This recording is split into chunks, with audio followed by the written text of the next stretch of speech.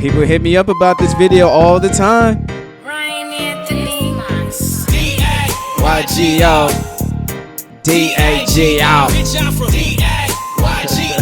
For these niggas don't know. I said DA, do I put the Y straight to GO? It don't even matter cause it's all the same people. Hey. Fucking spelling cause it's the same fucking shit, bruh. Same blood, same essays and Crips, bruh.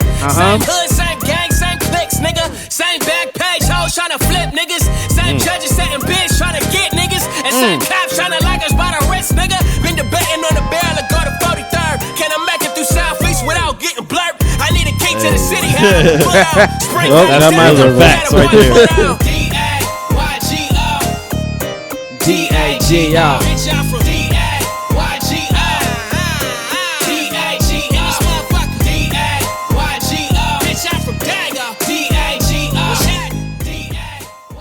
Nigga, I'm from Southeast Jago. Nigga, what's happening? Homie. All right, and welcome back to the place where nothing is safe. This is episode 6 Deuce. 62. Yeah. Taking a dump. Stupid. Of the place where nothing is safe. This is the Jig Is Up podcast. That's our motto, because nothing is safe. I guess. These days. Well, it's never safe every day, but you know what I mean? Yeah, that's true. Yep. Yeah. I get a point. Well, you know me. It's Marco, and I'm with. It's your guy, M Easy. It's your girl, Miss Nessa, a.k.a. Blasian Mommy. A.k.a. that nigga in the back. A.k.a. that's it. A.k.a. And for those who wanted to know, that was Dago by Ryan Anthony, because everybody kept telling me about the video, showing me the video on Facebook and everything. People hitting me up on my DMs like, "Yo, check this video out." Like, dog, I checked it out like a couple of days ago. Like, but like I appreciate you guys for pushing it. So I'm just doing my little part, put it out there. Yeah, you know, shout outs to him. Shout outs to him. Ryan Anthony's doing his thing out there with Incredible Records or something like that with Nick Cannon. So Nick Cannon, yeah, from Nick, San Diego. Yeah, who's from San Diego? You know, went to Monte Vista High and all that. You know what I mean? So Dago nigga too. Almost became a blood. Well, from his own words. And look how that worked out for him. Exactly. I mean, his favorite color is red, though. He did say that. I'm pretty sure it is. I learned this from watching the Complex Closet thing where they did the closet. They went through his shoe closet. He was like, my favorite color is red, and these are color coordinated. Mm-hmm. Yeah. So, I mean, like I said, respect and shout out to them for putting on for the city. But my advice, I mean, I know Ryan Anthony's very passionate about putting on for San Diego. But the only thing I feel that to take it to the next level, you just got to make a dope song. Like, I'm not saying he doesn't make dope songs. I'm just saying just make a dope song that everyone in the nation could feel. And then they could just redo their research like, oh, he's from Dago. Boom. There you have it. Or you can take the cult following route. Or you can take the cult following route too. You know, that works out for some XXL freshmen, but we're going to discuss about that a little later. So, you know what? You know, I'm a little chivalrous. A little bit more of a gentleman like. And why is that? I did want to start the Nothing to Safe segment first, but you know, we got to warm things up. We got to get Nessa going. Wait, what? I wasn't prepared. You wasn't prepared? I'm prepared, but I was going based off of your thing. You know, but see, it's nothing is safe. Ah, shit. And you always got to be on your toes. If you stay ready, you ain't got to get ready. Oh, no. Yeah, you know that song, Killing. Mm-hmm. All right. Can I see that? Damn. I don't know what your NSA is. No. Yeah. Play something? So you want to see the aux? Yes, please. Okay. Passing the aux cord. What's she going to play? What she's up to, we don't know. Well, anyway, we're doing a quick little intermission. How are you guys doing? How's you guys' weekend? Feeling great. My weekend is just beginning since yesterday. I have a 3-day weekend. This is day 2. That's awesome. Mine just ended. That sucks. Yesterday kind of sucked, though, because I had to, You had a headache, right? Yeah. Well, How are you feeling? I was feeling fatigued. Are you feeling better now? I feel like it was my sinus or my allergies kicking. So I had to do something real quick. Looks like it. I'm good now, though. Phone case? Well, it's a safe house, so nothing's safe. Right. We got nothing is safe in the safe house. Yes, even the dust. Right, the dust whooped my ass. Yeah. I woke up, all the windows were closed and the fan was going. I'm like, nigga. Yeah. I'm going to die in here. Yeah. Fucking stuff. Fucking dying, man. Looking like talking like Snuffleupagus and shit. Looking like Kmart's what's that? His SoundCloud profile picture. Stupid. It's just in case you don't know. It's like the little baby that's like look like super high. He's like gone. Yeah.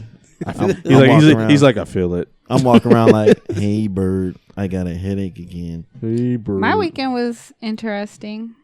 Go ahead. Why is that? Go on. I was in San Francisco, Bay Area, Oakland, all that stuff. Ooh, you had a good time too. It was alright. I mean, it would have been better if Golden State won, because then it would have been more hyped out there. Yeah, probably. You know. Oh, so you went before? Yeah, I was there during Game 4. Oh. So LeBron and them took that shit. So, but we all know how that ended, right? Spoiler alert. Spoiler alert. Cavs lost. I think they was in Cleveland though when they won. Nah, they were there. No, they were there. They let Cleveland win one, so when they come back to the Bay, so they can make some more money. Yeah, make some more money. That was a money grab. Yeah. When Cleveland won, it was in. You're talking about Game 4, right? We're talking about Game 5. Yeah, Game 4. No, Game 4 was in Cleveland. Yeah, Game 4 was in Cleveland. But Game 5. I was saying if they won, if Golden State won, then it would have been hype everywhere because I was in the Bay Area. Right. I was in Oakland, and San Francisco. I'm thinking you're talking like if they were playing at home too. Oh no! I mean that would even be even more crazier. It would have been like the old days in Chicago where it was rioting and shit low key. Yeah, I don't think you would want to be in the Bay Area when niggas won that. Like, flipping cars and shit and hanging off light poles. Looks fun. Nah, but it was cool. I mean, the weather there was nice all weekend, and that was my first time actually being able to explore. I went one other time, not maybe how many years ago? But it was just to drive up there to drive my cousin's car back, and it was like raining that whole time, so... Because they lived up there. My cousin and his wife, she was going to school out there, San Francisco State University. And then they were moving back down when she finished. So Princess and I flew out there and then drove the car back while they drove the U-Haul. So this was my first time actually kind of experiencing it. So it was pretty cool. All right. That's cool. Nice. So are you ready for your NSA? Shout outs to the fire hydrants or the firefighters out there. I told you, nothing's safe out here. See? It's a fire going out, so they got to put it out. All right. Nothing is safe. Safe house session. Undisclosed location. Is it on? Oh, yeah, it's on. Song? Okay. You good. Oh. You sure? Playing some music in the background. The volume on your phone isn't up, though. It doesn't need to be too loud.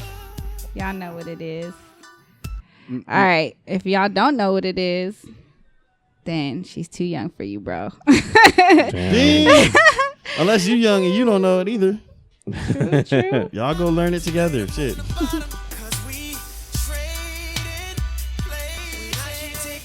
So is this your theme music? Yes, this is my theme music for today anyways. So basically, you guys, today's NSA brought to you by moi, Miss Nessa. It's called Trading Places. Ladies, listen up. Uh-oh. It's 2017. I like this one.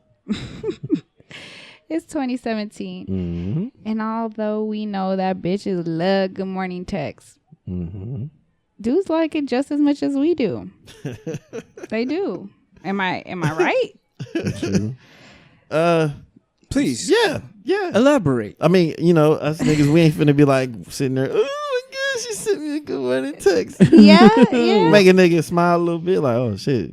But at the same time, it's unexpected, right? Because for the most part, men are expected to be the ones to do certain things like send the good morning text. Good morning. Yes, those two. Good morning, sexy. Then you get the bitches who don't receive them and they feel salty. Yeah. So why don't you just send her a eggplant emoji with the sun next to it? Just to let her know how you're really feeling. Stupid. Wood morning text. Yeah. Need help ASAP. Come on. So one day I thought about it and I was like, I thought about it and I was like, I wonder how guys feel about receiving good morning texts. So one day I went and I texted a whole bunch of dudes good morning, like on some just on some cool stuff, not like, you know what I mean? Just on some cool stuff. Just on some cool stuff. But no, you know honestly, what? Continue. You don't. No, listen, but you guys don't know what people are going through on a day-to-day basis, you know. So that is true. I've had some people where like that day it was just more so like an experiment. So I had like sent good morning texts to like a few of my friends and they were just like, oh shit, good morning, thanks, like what the fuck. And then another person was like, damn, like you know what I mean, like they didn't expect it, but they're like, oh thanks, you made my morning. And like it came out of nowhere. It's kind of like they say like when people smile at you, it's supposed to be contagious. So it's just kind of like a, you know, picking you up or whatever. But yeah, so another thing, back to good morning text. If it's your man, don't be afraid to send them a little something extra.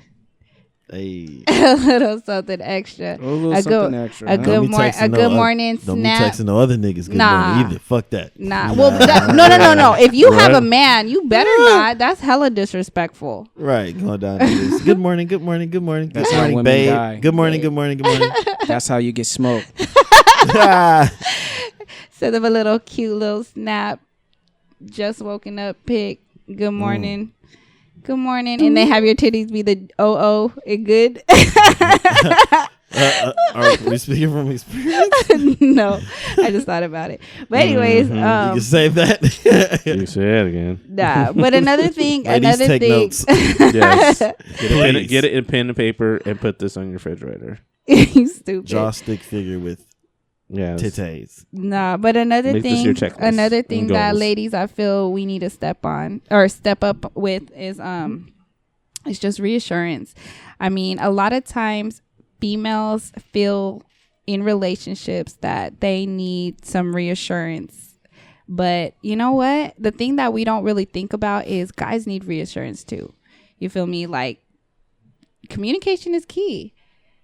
When you how do I say this? I don't know. I feel like nowadays, like insecurities get the best of us. It's not just about females nowadays. Like dudes are insecure too. They may not show it or talk about it as much as females do, but it's there, you know? And I feel like it just gets the best of us. Like assumptions are a motherfucker. Like people assume and that just fucks shit up because like I said, communication is key. If they're not communicating what they are insecure about, then it usually fucks shit up.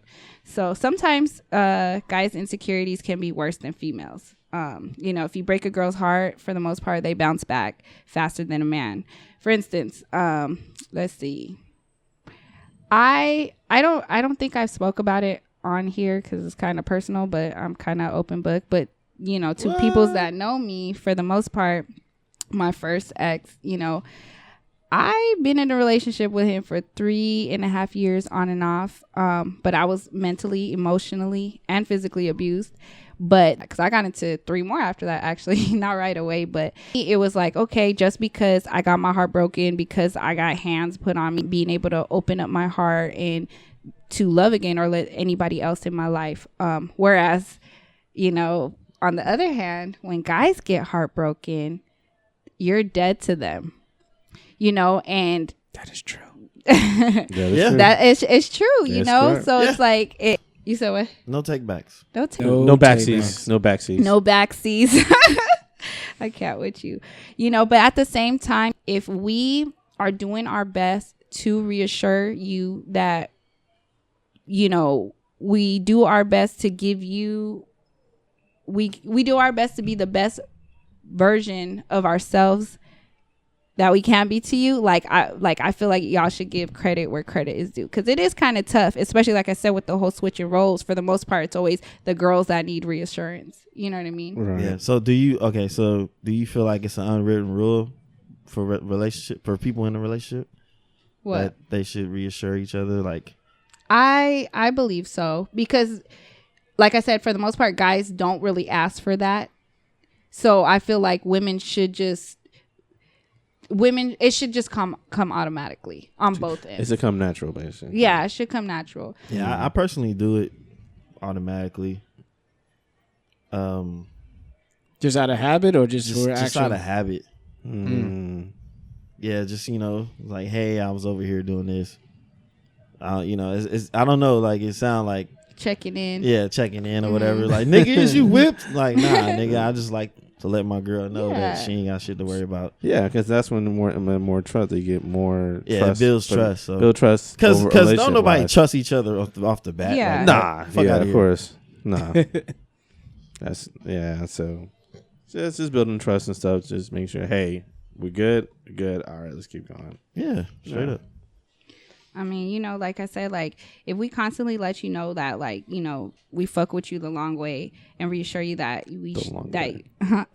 stop it. I'm not being sexual right now. And we reassure you that the long dick way. Oh boy. All right. I said, shut up. Sorry. If we fuck with you, fuck it. If we just fuck with you, fuck, and reassure you that you shouldn't have any worries, being that we as women are giving the best versions of ourselves to you. Like, please don't take it for granted. Please, ladies, if you fuck with us, work the head. Oh my god, that works too. That works too. Hey, I'm speaking from experience. See, it's the truth, right? But for real, fellas, like, don't take us for granted. Like, when we do that, because a lot of times, like I said, like, guys are so insecure that it's to the point where no matter what we say, it's hard for you guys to believe us. Just because you've been hurt in the past, we get it. We've all been hurt. Like, no one's ever had a perfect relationship, but you want to. If we continue to prove that we are not doing nothing bad, or we're not trying to have you revert back to your old relationship, like, you have to be able to eventually trust us, because at the end, if you don't, then we as women can start to resent you guys. You know what I mean? And that's like the worst thing. Quick. That's like a recipe for disaster.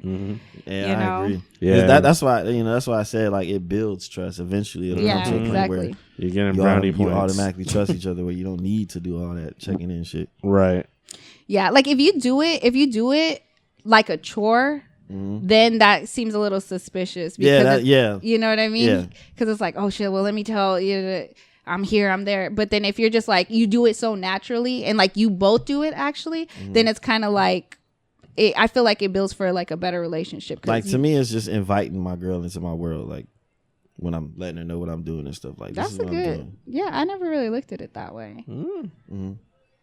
Like, when you get invited out, when you invite your girl out to something you're doing with your boys, with your homeboys. It's supposed to be a guy's thing. That's funny. Because remember I told you that, how I felt about that? I was just like, oh, that's weird. Like, I mean, really? Okay.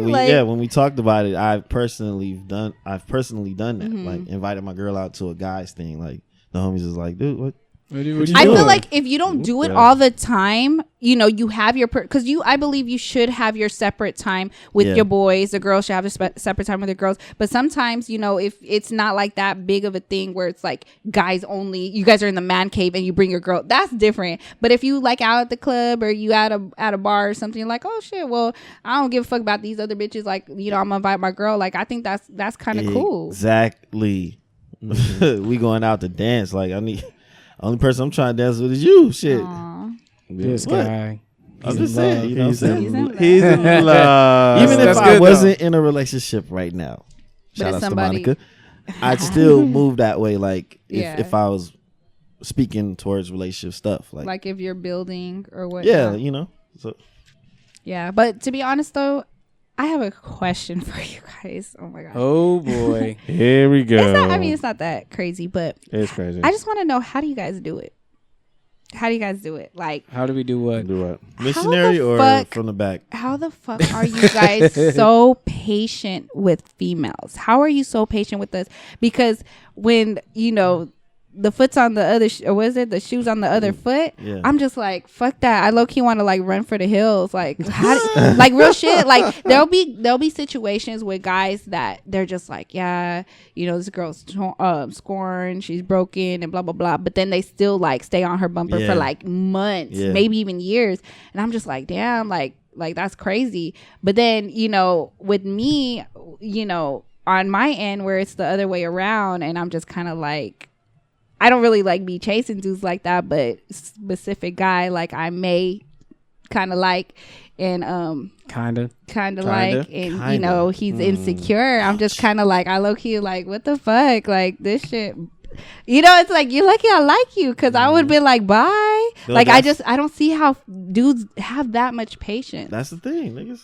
You know, the speaking for the dudes that if the deal dude with really this likes shit, you, if the nigga really like you, he gonna do it. He's gonna be patient. He gonna fight through it. Crazy. I mean, that's what's up. Big ups to you guys, because I don't know how the fuck y'all do it. And it takes a lot of mental fortitude for you to deal with that. Like you got to be the calm one. You have to be the rock. You know what I mean? As women would say, you have to be the rock in the relationship. You can't just falter and be very emotional as well as your female counterpart. You know what I mean? What's that going to do? That's going to get you nowhere fast. Yeah. So one person has to be the level-headed one out of the emotional one. And normally it is the woman who's being emotional, and the other guy who has to give her the calming effect and let her know everything's all right. Regardless of how she's feeling, and giving her that reassurance. I kind of went through an episode like that personally, but you know, it just takes more communication. Communication. It takes a lot of communication, and that's very key to success in your relationship. You know, what I do also want to point out for our generation. Y'all niggas got to grow the fuck up. Like, y'all niggas got to get out of situationships. I know situationships are very comfortable because, you know, you guys were never in a relationship. That's the safety net when you're walking on the tightrope of love. You know what I mean? The safety net of a situationship is just the fact, well, we weren't really together anyway. So, but everything else was there. Like, you guys had mad sex. You guys go out. Y'all spent time to each other. Hell, y'all probably even met each other's family without even claiming each other. Yeah, if you did all that shit, man, you might as well claim, bro. If you're meeting family, friends, and all that shit. We talked about that. Yeah, you got to claim. You got to, you know, you got to roll with it. You know what I mean? It's like just that title scares the shit out of niggas, man. Yeah, definitely. The fact that they don't have that freedom where if a girl, a hot chick come around or something where they want to go step out and do their thing, they're afraid of not being able to. But that's what it sounds like to me. Yeah, I mean, a lot of times when guys do that, like when they're too scared to cross over or whatever, transition from situationship to relationship, it's more so they just feel like when they meet somebody and they vibe in and, you know, the chemistry's there, they have that fear of the woman being too good to be true.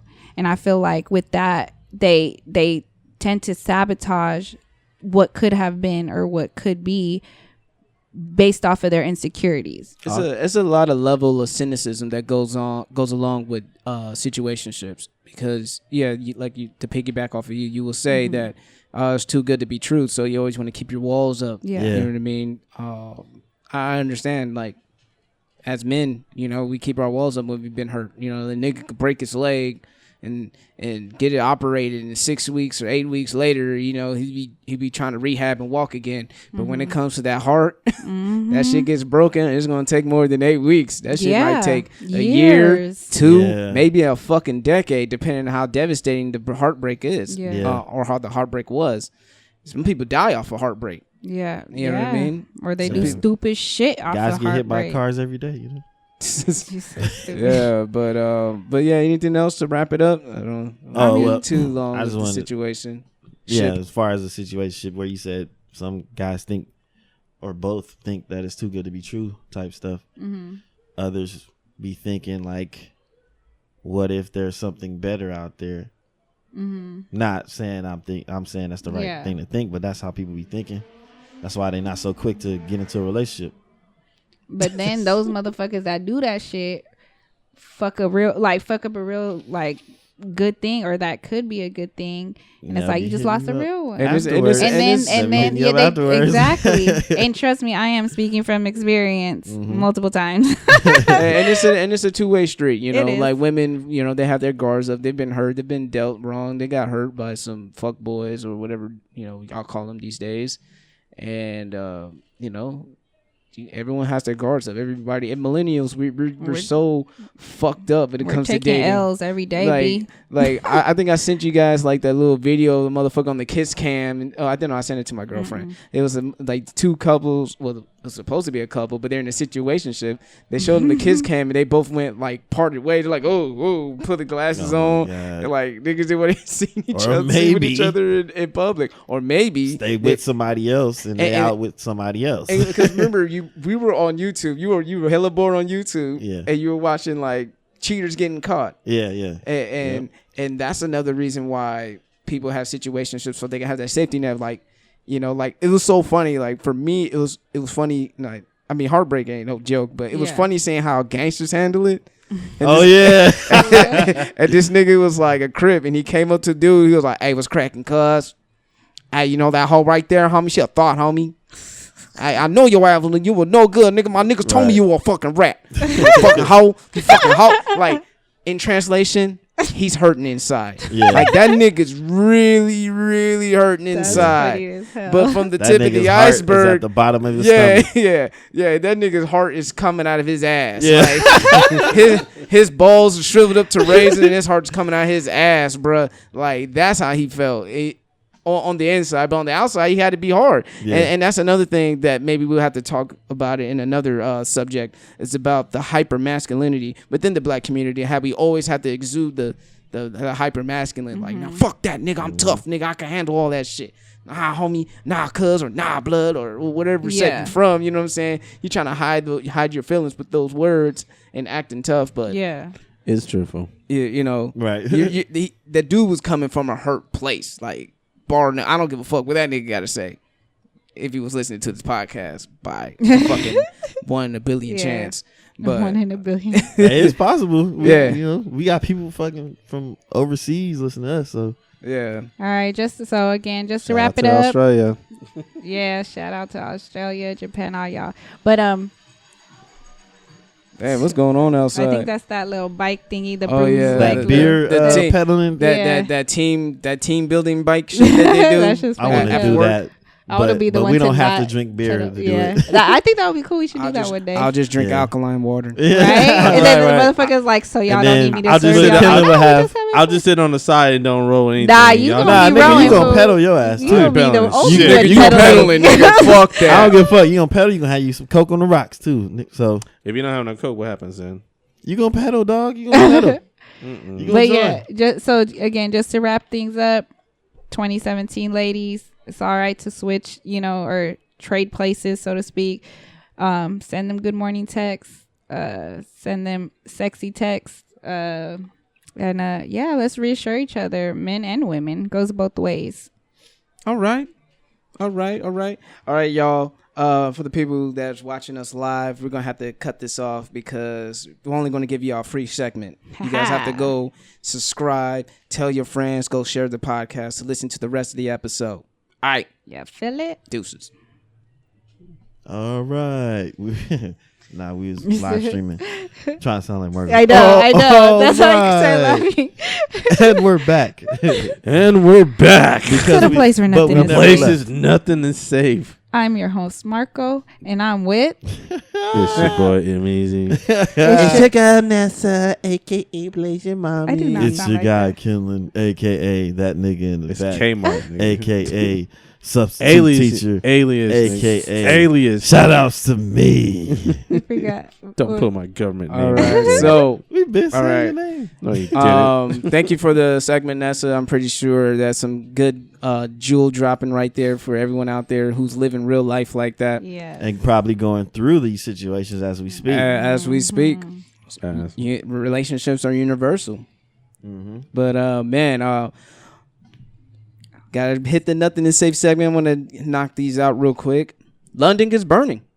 There was Yeah, they just had the shit with the London Bridge. Motherfuckers getting stabbed out there around there. Now they had the Manchester shooting out there in the UK, and now there's this building just being burned. It's called the Grenfell Tower. It caught fire. It's a 24-story building that I might add. Damn, homie. Over 200 firefighters were there working tirelessly to contain the fire. And here's the plot twist. Mm-hmm. If it wasn't for Muslims during Ramadan, a lot of niggas would have been dead. Wow. So all this shit they blaming on Islam and Muslims and terrorists and all that shit. The people who brought it to their awareness, who had to stay up during Ramadan praying and doing their, they're practicing their religious beliefs.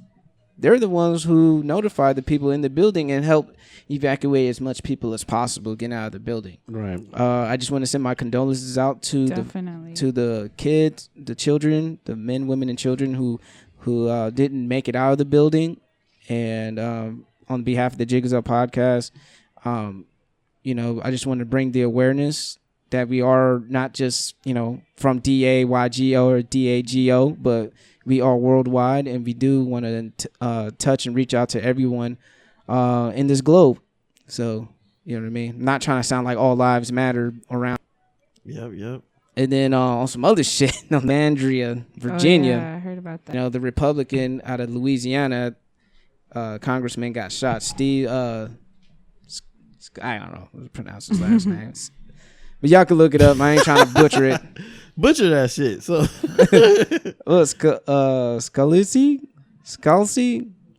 Scalise? I don't know. I'm sorry. Correct me if I'm wrong, y'all. I'm about to try it. Hey, I don't know how to pronounce his name, but he suffered a gunshot wound along with during a baseball practice, and he's alive and well. But you can't say the same about the suspect who shot him. Scalise. Put that earlier. So it was I think you're on the phone. Oh, he's on the phone. Yeah. I was like, hey, you gotta let one rip. Nah, stinky ass.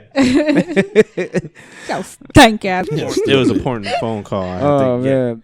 So, business. So business. No. But yeah, man, fun stuff, man. Let's talk about sports, man. Let's go ahead and hit up man, the NBA Finals. Your thoughts? Next. Kevin Durant is finally a champion. Good for him. I'm more happy for JaVale McGee. David West. And Matt Barnes. Matt Barnes. Hashtag 30 hours. David West. 30 hours. I got a ring. Stupid. Go for 30 hours. Just to beat Derek Fisher ass. No, but fuck David West and his elbows that he throws. But dirty ass player. Damn, I forgot. No, was that his first one or no? JaVale McGee though. That's his first one. Damn, that's his first one. Weak ass nigga. He's still in the league. Hey, JaVale McGee got his first ring. Yeah, I'm happy for I know, JaVale Mr. Shaq in the McGee. food. And it was a crazy story. Like, I met his baby mama via online on MySpace back in the day. Damn, son. 30 hours. Yeah, man, she was from the Bay. She was from the Bay Area. Wait, who's baby mama? Which one? JaVale McGee. Alyssa Marie or Ayana Marie. Her name, Ayana Marie. Ayana Marie. You throwing names out there? Hey, that's a baby mama. Hey. She does sound familiar though. She does. Yeah. Ayana Marie, homie. I met Ayana Marie. Why does that on MySpace? Cool peoples, man. Down to earth. Bay Area people are very down to earth. It's a whole different world out there when you go to Northern California. Ooh. So, but yeah, man. Shout out to some crazy niggas out there. So I'm pretty sure they're gonna be happy. I hope they're happy. Oh boy, they happy now. Shit. Yeah. You see, like I was watching Steph Curry snap right after they won the championship. That nigga Steph Curry's disrespectful because that nigga was trying to shoot more threes. He trying to kill him up. Yeah, like I'm pretty sure that last year's final really got to him. Mm-hmm. Well, I mean, it had to because when they won the finals before that, he said the Cavs locker room still smell like champagne. And LeBron didn't like that shit. So hey, he had to take all. When they won, the Cavs won. That's when what's name's taking shots back when he had those little cookies with with these niggas tombstones. Yeah, I honestly believe you're gonna see Warriors Cavs Part 4. I think the Cavs are gonna win that one. I think because honestly, if PG-13, if this is the rumor true, if PG-13 go. If that's Paul George. Paul Boy George. But yeah, go ahead. If he goes to Cleveland, bruh, Mikey Rux. It's gonna, but they might have to trade Kevin Love or something. So fuck him. Or right? He ain't his Timberwolves self. Fuck him. Yeah. Or that nigga just gonna have to take a pay cut. But who wants to take a pay cut just to play in Cleveland? That's the thing. I mean, hold on. It's more. They should think more this way. Who wants to take a pay cut for a ring? You should think like that. Mm-hmm. Hey, floor seats. I'll take it. So I try to venture out and get some freaking endorsements or something. Yeah. Okay. So So who was right though? So everybody had their games. It was who was right on the money? Everybody was off. Everybody was off as fuck. Okay. All right. I was just rooting for the underdog. Wait, what'd you say? I just wanted Bron to win to get Michael Jordan fans uncomfortable. Yeah. That's all. Yeah. What'd you say? I said who got it right as far as the game. Did you get it right? Predicting the game. No, NASA was predicting rig. No. Oh well, yeah. She got it right. No, just for one game. I said I was hoping. I knew it wouldn't, but I said I would love for it to go to a Game 7 because of how whack everything was, how everything was, swept, with the exception of the first round of playoffs. Mm-hmm. So I was like, I would hope it would go to 7 just to make up for all the bullshit that's been going on. But niggas getting swept. I knew it was gonna be an odd playoffs. number. So when you guys were not just you guys, but everybody who thought it was gonna be a sweep, I'm like, there's no way in hell they're gonna at least get one. I did say that. I said they're gonna at least get one. That would have been crazy if they swept the whole entire playoff. Did you see what they lost? You swept the postseason. When they lost Game 4, it was the like Lakers 16-0. In the 2000s. Yeah, sure. 2001. So they seen the Sixers in the Game 1. Yeah, in the finals. So that was their only loss. That was the only loss. That was their only loss. And the entire playoff run. The Allen Iverson step over. Yeah, I remember walking around school with the newspaper of Allen Iverson holding his jersey out. 100-98 Sixers Game 1. I was like, nigga, all this shit y'all talking. And then what happened next? Yeah, they got pretty much swept without got smacked around. Yeah. And shout outs to AI for bringing that garbage ass team to the finals on his back. I know. That's what's he had Mutombo too. Old Mutombo. Old Mutombo. Is it Tom Gugliotta was on there too or no? Say it again? The Tom Gugliotta was on there too. I don't know. I think so. I'm not sure. So Kevin Durant, is he the best player? Nope. Because fucking if he was, sports analysts last year they would have been in the finals with Oklahoma City. Fuck that. Man. Because some people had this argument. Some people will say, what would you do if you were working at a job for 12 years and you weren't going nowhere with it? Would you go elsewhere? Shit. They try to pertain it to everyday. They try to pertain it to everyday life. Damn. You know what I'm saying? That's their argument. I'm saying. That's kind of sound like I'm saying, but look, no, this is my thing. If last year was your fault for not getting there, why would you? I would be like, all right, well, we got to do it this year then. Mm-hmm. And if it didn't happen this year, you let 3-1 slip last year, so nah, dude, no, I ain't going for it. It kind of sucks. It's just that it's all right, you already in a stacked team, and then you just sweep the whole Western Conference, and then go and play. You almost swept the freaking NBA Finals and stuff like that. You think Golden State's going to keep their roster intact? You think everyone's not going to do the Patriot way? Money. Nobody's leaving. You think the Patriot way is going to happen? People going to just take whatever regular money and just win championships? Everybody want to get moolah. They're going to go different teams. They'll do good big James Harden. contracts. Yep. You think Clay would be the first nigga to leave? I think Clay might be the first one. Yeah, if they were to disband, I think Clay would be the first person. He when KD came, he kind of just went ghost. Well, because because there's only one ball. The media tried to put some separation within the team, talking about will you get less touches? He's like, no, I'm gonna get the same touches that I was getting before KD got here. Right. It's still now. Psych. It's always gonna be in my head what you said about when you met Clay and then the whole KD thing. That rolled in my head when I was watching games. Before KD joined the team and they was playing for Team USA, I saw KD at a fucking Chevron gas station in LA. KD first. Oh, KD first. Oh. Yeah, he was getting chaperoned in an SUV truck. And the next night I saw Clay. He pulled up to the spot that I was working in Disclosed in LA. and he was driving a fucking Ford Flex. It was a rental. I'm like, yo, man, why you ain't get chaperoned around like KD? You know, I just saw the nigga last night. He was like, I don't got KD money, bro. And I told him, well, nigga, you got way more than me. You see where I work. I'm here to park your car. So what's up? But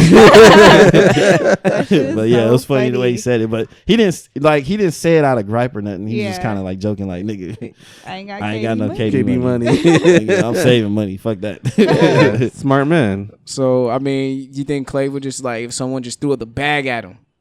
Man, I think you know what though? I feel like it has to be like where he feels like he could still build off of, like, yeah, like he's like, be well, the guy. We've done our thing here. Yeah. I feel like it's time to grow. It's kind of like this. Like, you already got your rings. Go get that bag now. Because sometimes it's always the other way around. Yeah. Like, you know, people was like, nah, I did it for the bag, and then when they get old, they're like, fuck, James Harden. Let me go get the ring now. That's what James Harden did. And James Harden, dude, like I don't know, because James Harden disappears in playoff games, so I don't know if he, you know, if he MVP my ass.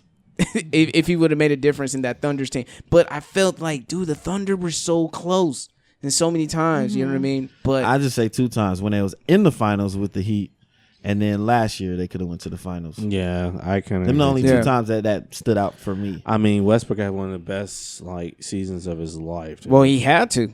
Yeah, he had to. He pretty much, he pretty much like the AI of the team. So yeah, I mean, but for me personally, you know, there's like debate goes on and on because I mean, Kevin Durant did defend himself. He said, "Well, look at my numbers. Did it look like I coached on the team?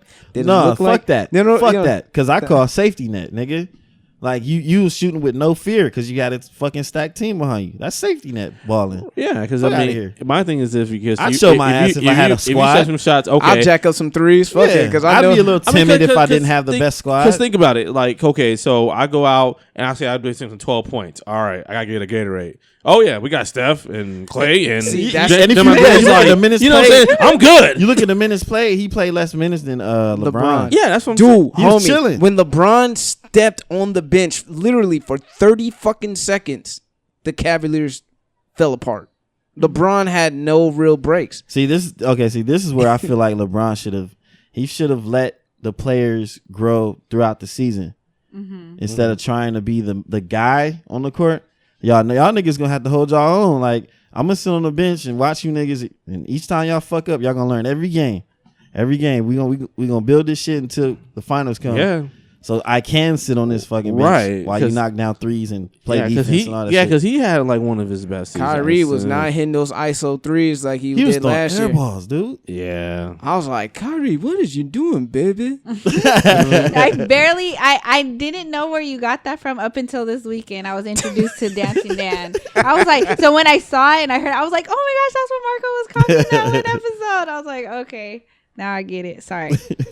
Pass you a tardy slip. Right, after this episode. Stupid. I'm always late to the party. Detention. Late to the party. Tardy. It's okay. You can't go to a classroom.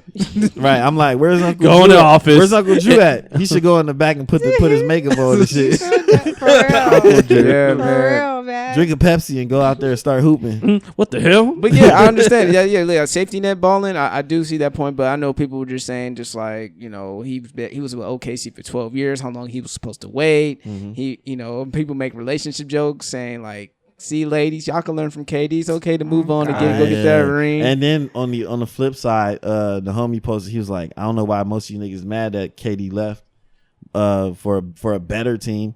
Most of y'all niggas leave a girl for these hoes. Or leave a good girl for these hoes. Or like homies who used to play high school football, like y'all niggas transfer to different school to win CIF to get better scholarships. Oh. Yeah, ooh. That's different. No comment. Because hey, I ain't gonna lie, because like, if from people from San Diego, if you live in Southeast, homie, the best athletes were in Southeast. Yeah, you know what I mean. Like, who the fuck wants to go all the way to like Scripps Ranch and play for play football or Mira Mesa? Yeah. No, actually, Mira Mesa got some good athletes up there. Yeah, they do. But, they do. But I'm just saying, like, you know, like niggas who live.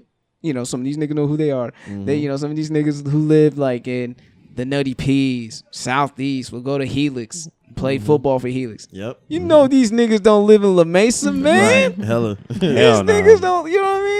Like okay, granted, maybe some good athletic Spring Valley niggas, but Mount Miguel should be lit too if that was the case. But that's not the case because they know the powerhouses. They're gonna go to the powerhouses. They're gonna give, use their auntie's address or their mama's friend's address or their dad's friend's address and do that. Like I seen that because it's all about exposure. Homie, I seen that in wrestling.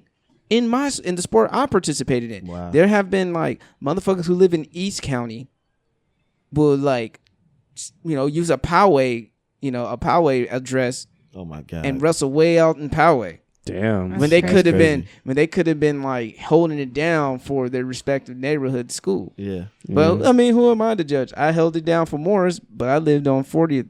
40th and Hilltop. It's strategic. It's a strategic. We appreciate your contribution. Yeah. You know what I mean? Stupid. Hey, fuck it.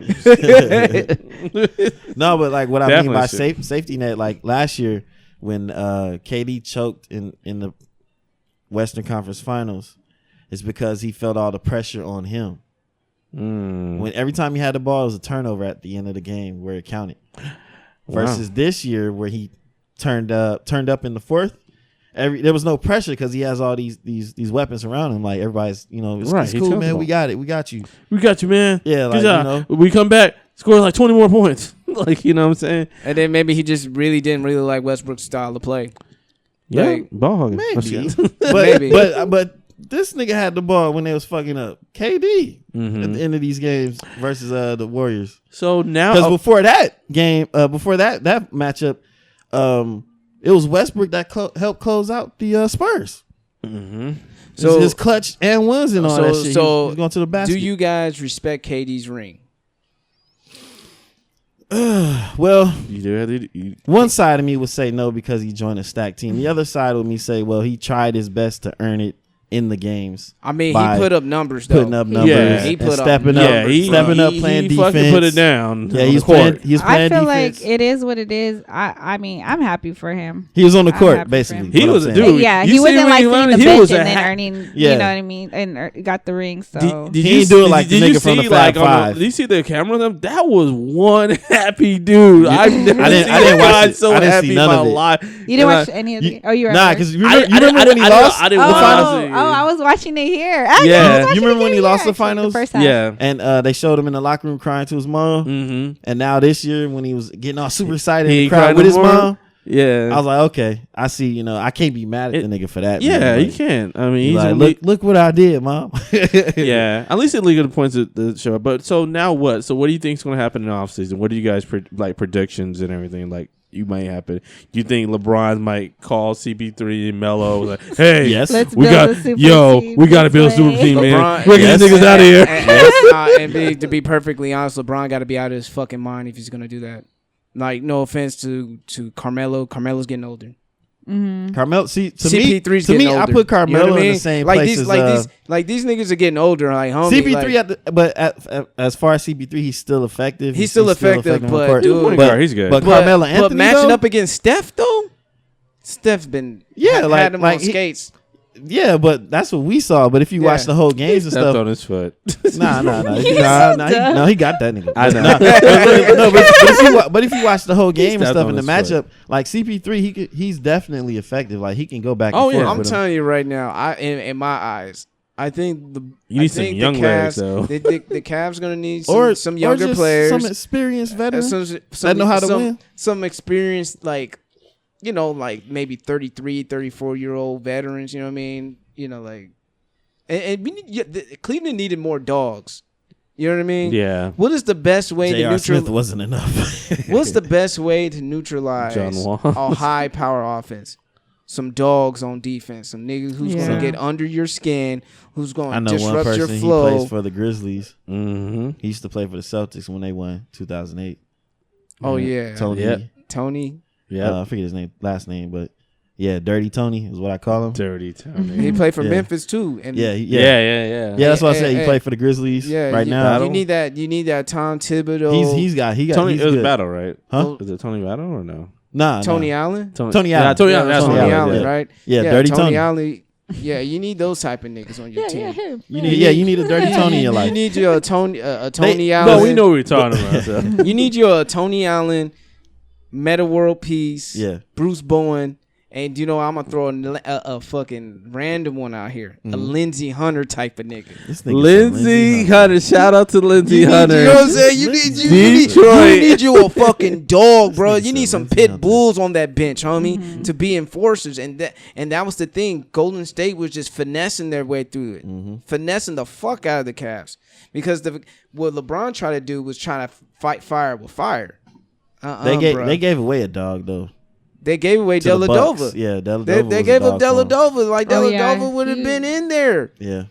That was your dude, LeBron. What were you thinking? But, hey, LeBron's been the player, GM, and I would have had coach. Dellavedova on Curry, of course. And LeBron would have had to just step it up and play man-to-man with KD. He's the only person that on that squad that would have to face KD. And I'll take my chances with Kyrie and Klay. Yeah, I'll take my chances. Definitely. I'll take my chances. Because that matchup is interesting. Tristan on... have Tristan on the bench. On the bench. He doesn't know how to guard anybody. Dude, that nigga got out rebounded by Steph. Nigga, sit the fuck down. That's what I'm saying. He's useless. Nigga, there's a whole arena full of seats. Choose one. You stupid. Because he don't choose. We tell him. Nosebleeds, nigga. You up there. Here's some binoculars. Enjoy the show, nigga. Dumb. Watch us win without you. No, watch the binoculars at the big Tron up in the stadium. Or sing to the box with your girl, Chloe. Rondo, you need Rondo's a good one too. Rondo's definitely Rondo, a good one. man. Yes, you need you some dogs, man. Cleveland, get you some fucking dogs, man. Don't try to sit here and try to fight fire with fire because you ain't gonna win. Yeah, because you're not gonna outshoot Golden State. But what you can do is how hustle them and outplay defense on them. Hustle wins games, man. And that's how you win a championship. Yep. And this is from a nigga who don't even play basketball that well. Nah, fuck that. This nigga be hustling on the court. He's a dog. I'm a dog, nigga. I'm a dog. Don't let him guard you. I'm a dog as well. I didn't really care to shoot. We had shooters on my team in high school, so I was. To me, you look like a shooter or a passer. Y'all need a Baca. You stupid. I used to get awards for like the best defense, the best defender, and the most assists. Yeah, I would say I was probably the defender guy on teams. Everybody be like, Mark, you got to guard him. Why, nigga? Why? I ain't trying to get put on skates, nigga. I don't like skating. In basketball, I'm like say roll bounce, nigga. Yeah. Then that would be hyping me up, man. But you play defense, man. You good at that shit. I'm like, all right, then. Shit. All right, let's go. Fuck it. Shit, myself and don't say nothing if I get put on skates. Right? Niggas can't laugh. Then. Fuck can't that. laugh. Shake my hand. You put me in the pickup game. Shit, I'm gonna be like the best defensive cherry picker. the best three in the key. Yeah. See, I'm not gonna see. I'm the type of dude. I'm gonna pass in the ball and I'm like in the half court, and then I'm just gonna stay there. I'm not gonna play offense, and then if they do a run, I'm just gonna go back and stand. This nigga that means three you in gotta the have key somebody. every time. That means you gotta have somebody playing safety it's at all effective. times. Like, nah. It's effective. You're like a motherfucking cherry picker. Now, here's the thing with myself. I'm going to when I defend you, I'm going to block you once because you're not going to expect it because I have long arms. Now, the second time, now you might get a little high arch and everything over me and stuff like that. But I'm going to give you the first time. Right. It always happens every single time. I love cherry pickers because I be watching them. That's why I'm good at defense. I'm a defensive cherry picker. Yeah, hell yeah. They pass the ball, I'll be there to catch that shit. Interception? Nope, because I'm on the basketball. Because my thing is this: I'm not gonna run. When I'm gonna turn the layup, I'm not gonna run all my way ass over there. I'm gonna say, hey, pass the ball. Out. You shoot the three. I'm backing up and I'm ready for defense. I'm good. I'm great. He be hella in the I'm key. I'm saving energy. He be hella in the key. I don't give a fuck. I'll be like, killing. That's 3 seconds, bro. 3 second violation. There's no NBA rules on right there. That's a turnover. Niggas be finding ways to turn the ball over. There ain't no rules in NBA street ball. Niggas be making rules. What nigga you know coming to say 3 in the key? A dirty nigga like Tony Allen. I'm just saying. What kind of shit is that? Niggas will do what they need to win. Hey, oh my god! And that's what on street ball. On street ball, a 3 in the key, really? Yes. 3 seconds. All right, man, take it out. Hey, are man, you serious? All right, from now on, you can't do that no more. Yeah, so funny. That's what I say about the offensive foul. About the whole thing with really? super teams, about the LeBron era. Niggas got to do what they got to do to win in LeBron era. I like what Adam Silver said about the rest of the players. He was like, dude, Everybody talking about the super team shit. Yep. The Warriors wasn't a super team until they actually won the championship. Yeah. They built out their roster before for years. Yeah. So that's the thing. It just happened to be 3 of them that was just fucking good. They happened to thrive. They was doing work. Just doing work. And people think all the cheating slipe, like, no. Because what if they were all draft busts? Yeah. What if they were all draft busts? You know what I mean? So that's the thing. There wasn't no number. They drafted well. Yeah, I mean, shit. I mean, hold on. They scouted well. They drafted well. You look at Kawhi Leonard. He was a number 15 pick. Yeah, but now that nigga is like. But anything else? Because I know there's another sports topic I don't want to talk about. Oh no, I'm good. You know, Killing getting some information real quick. Yeah, let's try and think. It's like what was the round? But Adam Silver was basically saying like, you motherfuckers need to hit the gym, nigga. Like, we talked about last spot. Like, get better. That's it. Quit your blood clot crying. Yeah, fuck that, boy. Y'all where's your competitive spirit? That's LeBron James and Kawhi Leonard. How about you go out there and you shoot about 100 jump shots a night? I can't be mad at LeBron. 3 hours. And people. No, he was gifted. So he left everything on the court, and I believe him. And people were shaming LeBron like this nigga had a triple double throughout the whole finals. That nigga was tired. Y'all niggas need to stop being disrespectful to the king, man. Why they do like this search thing in Google and they put LeBron James with them? Like y'all niggas, I mean, y'all being disrespectful, man. People you looking for? Yeah, Klay Thompson smiling at KD, and then they put LeBron James, but he came like the little sad puppy dog thing. I'm disappointed. He got 3 rings, man. But quick question though. So if he were to stay an extra year in OKC and they lost again, would you guys be like, oh no, he needs to stay? It depends on how. I mean? It depends on how. I wouldn't say he should stay after that. Fuck no. I mean, like. But so how long is too long? Like. I'm just saying, when you get very close the season before, you should be hyped to really make it the next one. Like, oh, nigga, we can make it then. Like, dude, you were so close to dethroning the the reigning champions. Yeah, you should feel like we can beat them, nigga. Like, we should have beat them. But that means we can come back and beat them. But like Randy said, almost doesn't count. So that's why you come back and make this shit happen. That's why management should have said, hey, KD, if you stay here, we're gonna go and get you some dogs. We're gonna get you some dogs, or we're gonna get you some shooters. When the Bulls lost to the Magic in the playoffs, Jordan wasn't like, "Fuck, I gotta go to join them fucking Magic because they're good now." Or did LeBron say, "Fuck, I gotta go to Boston"? Right, he didn't go to Boston. He went to fucking Miami and beat because he wanted to beat these niggas. His ass. He wanted to beat these niggas. They was whooping his ass, and the Magic was whooping his ass. Because I'm tired of those. You know who's some dogs? The 04 Pistons. Oh, yeah. They were some dogs. But you know what? Not to discredit their win, but the 04 Lakers checked out. Like, them niggas checked out by game 3 in the finals. Not to discredit them, but I'm going to fucking discredit them. No, I'm just kidding. Don't hate. No, I'm just saying, I'm just saying, like, the way I saw Shaq and all of how the Lakers would just carry themselves, they did not give a fuck. They say, "Oh, I got fired." Yeah, I was gonna say we. Yeah, I mean, Carmelo was getting older. Shaq was getting older. Kobe. Hold up, wait a minute. What? What? I mean, what? Them old niggas don't count. What are you talking about, Carmelo? He was on the bench and then coming out a little bit. Yeah, no, I'm not knocking him out. No, I'm not knocking him at all. He did good. He did his best as much as he can. Fuck him. He can sit to the back. No, he did good because he played against my team twice in the finals. Oh, that's why you. Yeah. Okay. Yeah. I'm not salty because we beat them niggas, but still, we did. But still, like he doesn't. You know, you got to really talk about Shaq and Kobe and like Rick Fox and fucking Robert Horry, those guys, because before that season, those are the ones that won the championship. Mm-hmm. You know, Gary Payton and Carmelo, they're just kind of there to support role play. Right. Oh, yeah, GP. And yeah. Like, damn it. He could have got a ring. I mean, GP already got a ring, but they wanted to beat the Spurs, which they did. Mm-hmm. They did beat the Spurs. They got the revenge, but they didn't get the golden ticket. And that's the thing, too. It's like, did OKC want to come back at another crack at Golden State or to become champions?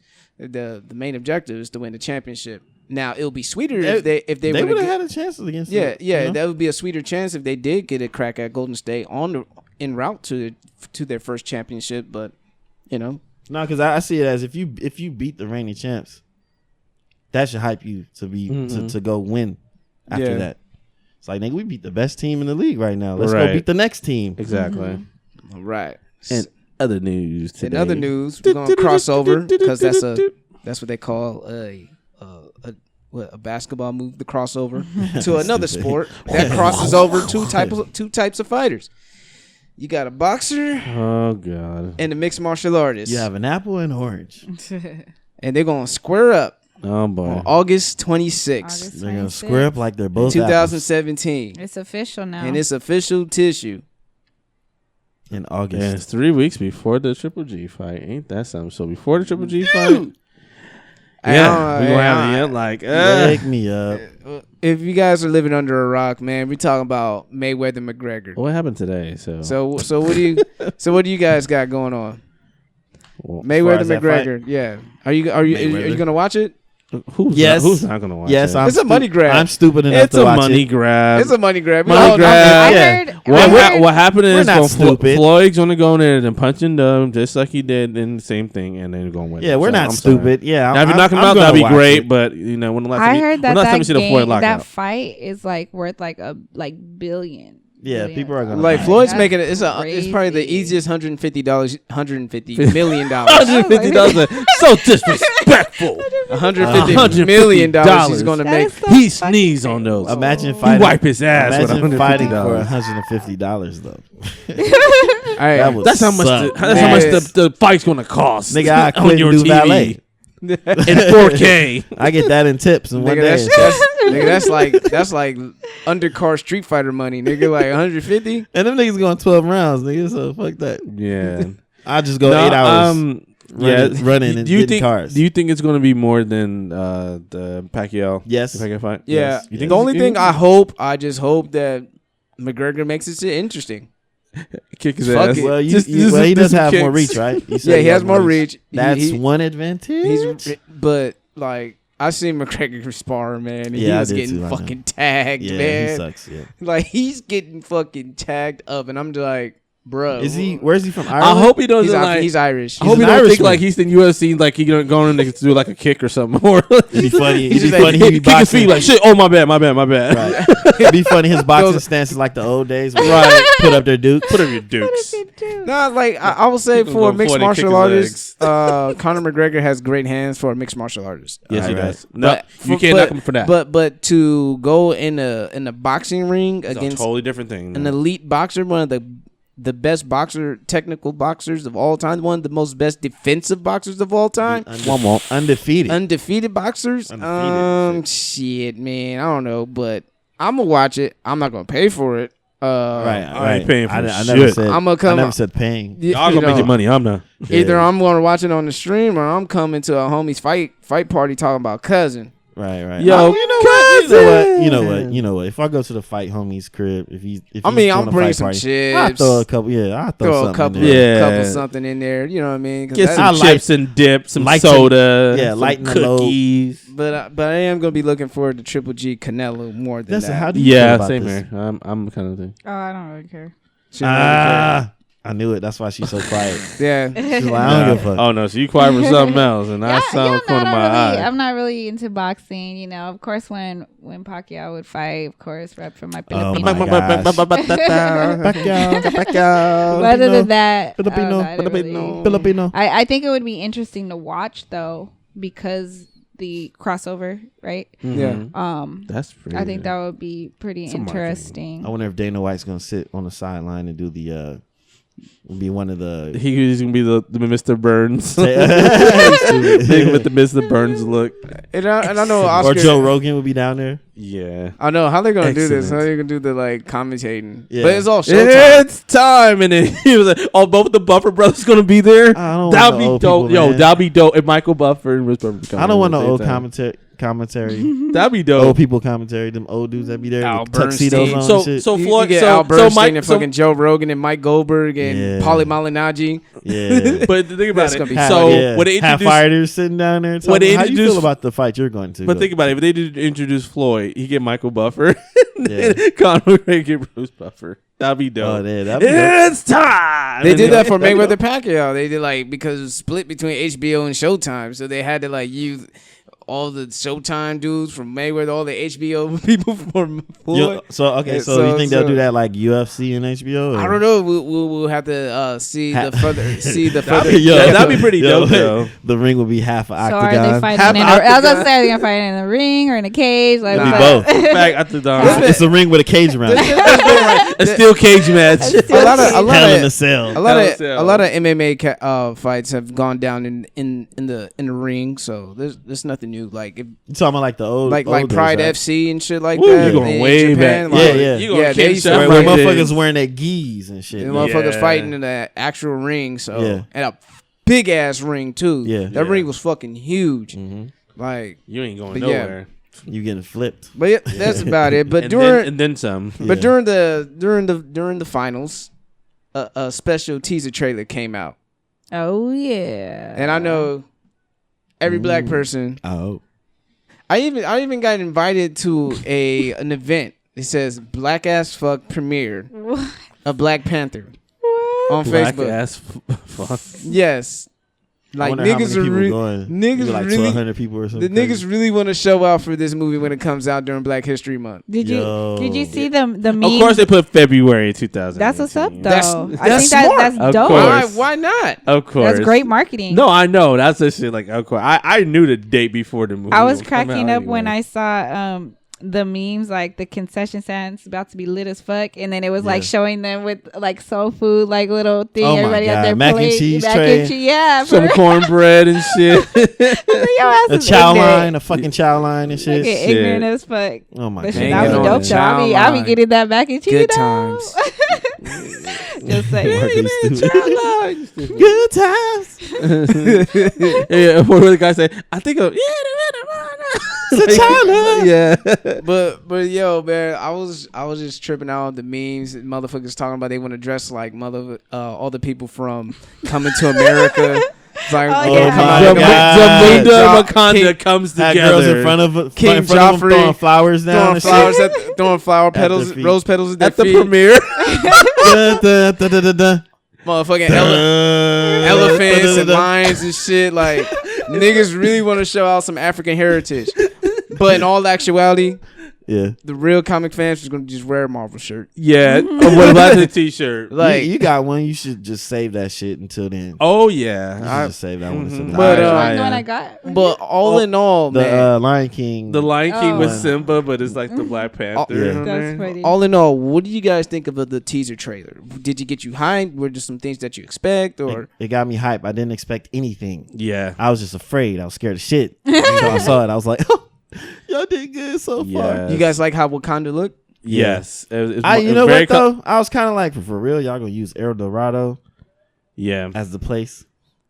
Yeah. That they, the name that they call it. It's like El Dorado's not in South America. It's in Wakanda. I'm like, in Africa. I'm like, in Africa. Use El Dorado. Okay, whatever, man. I'll take it. It looks beautiful. It looks nice. I'll take it. Yeah, it's very colorful. I mean, and it's just like a lot futuristic. Like something you ain't seen. Like you think you're like in a different world and stuff like that. I felt like that when that plane or stealth jet drove off. I flew off. I thought the X-Men just left.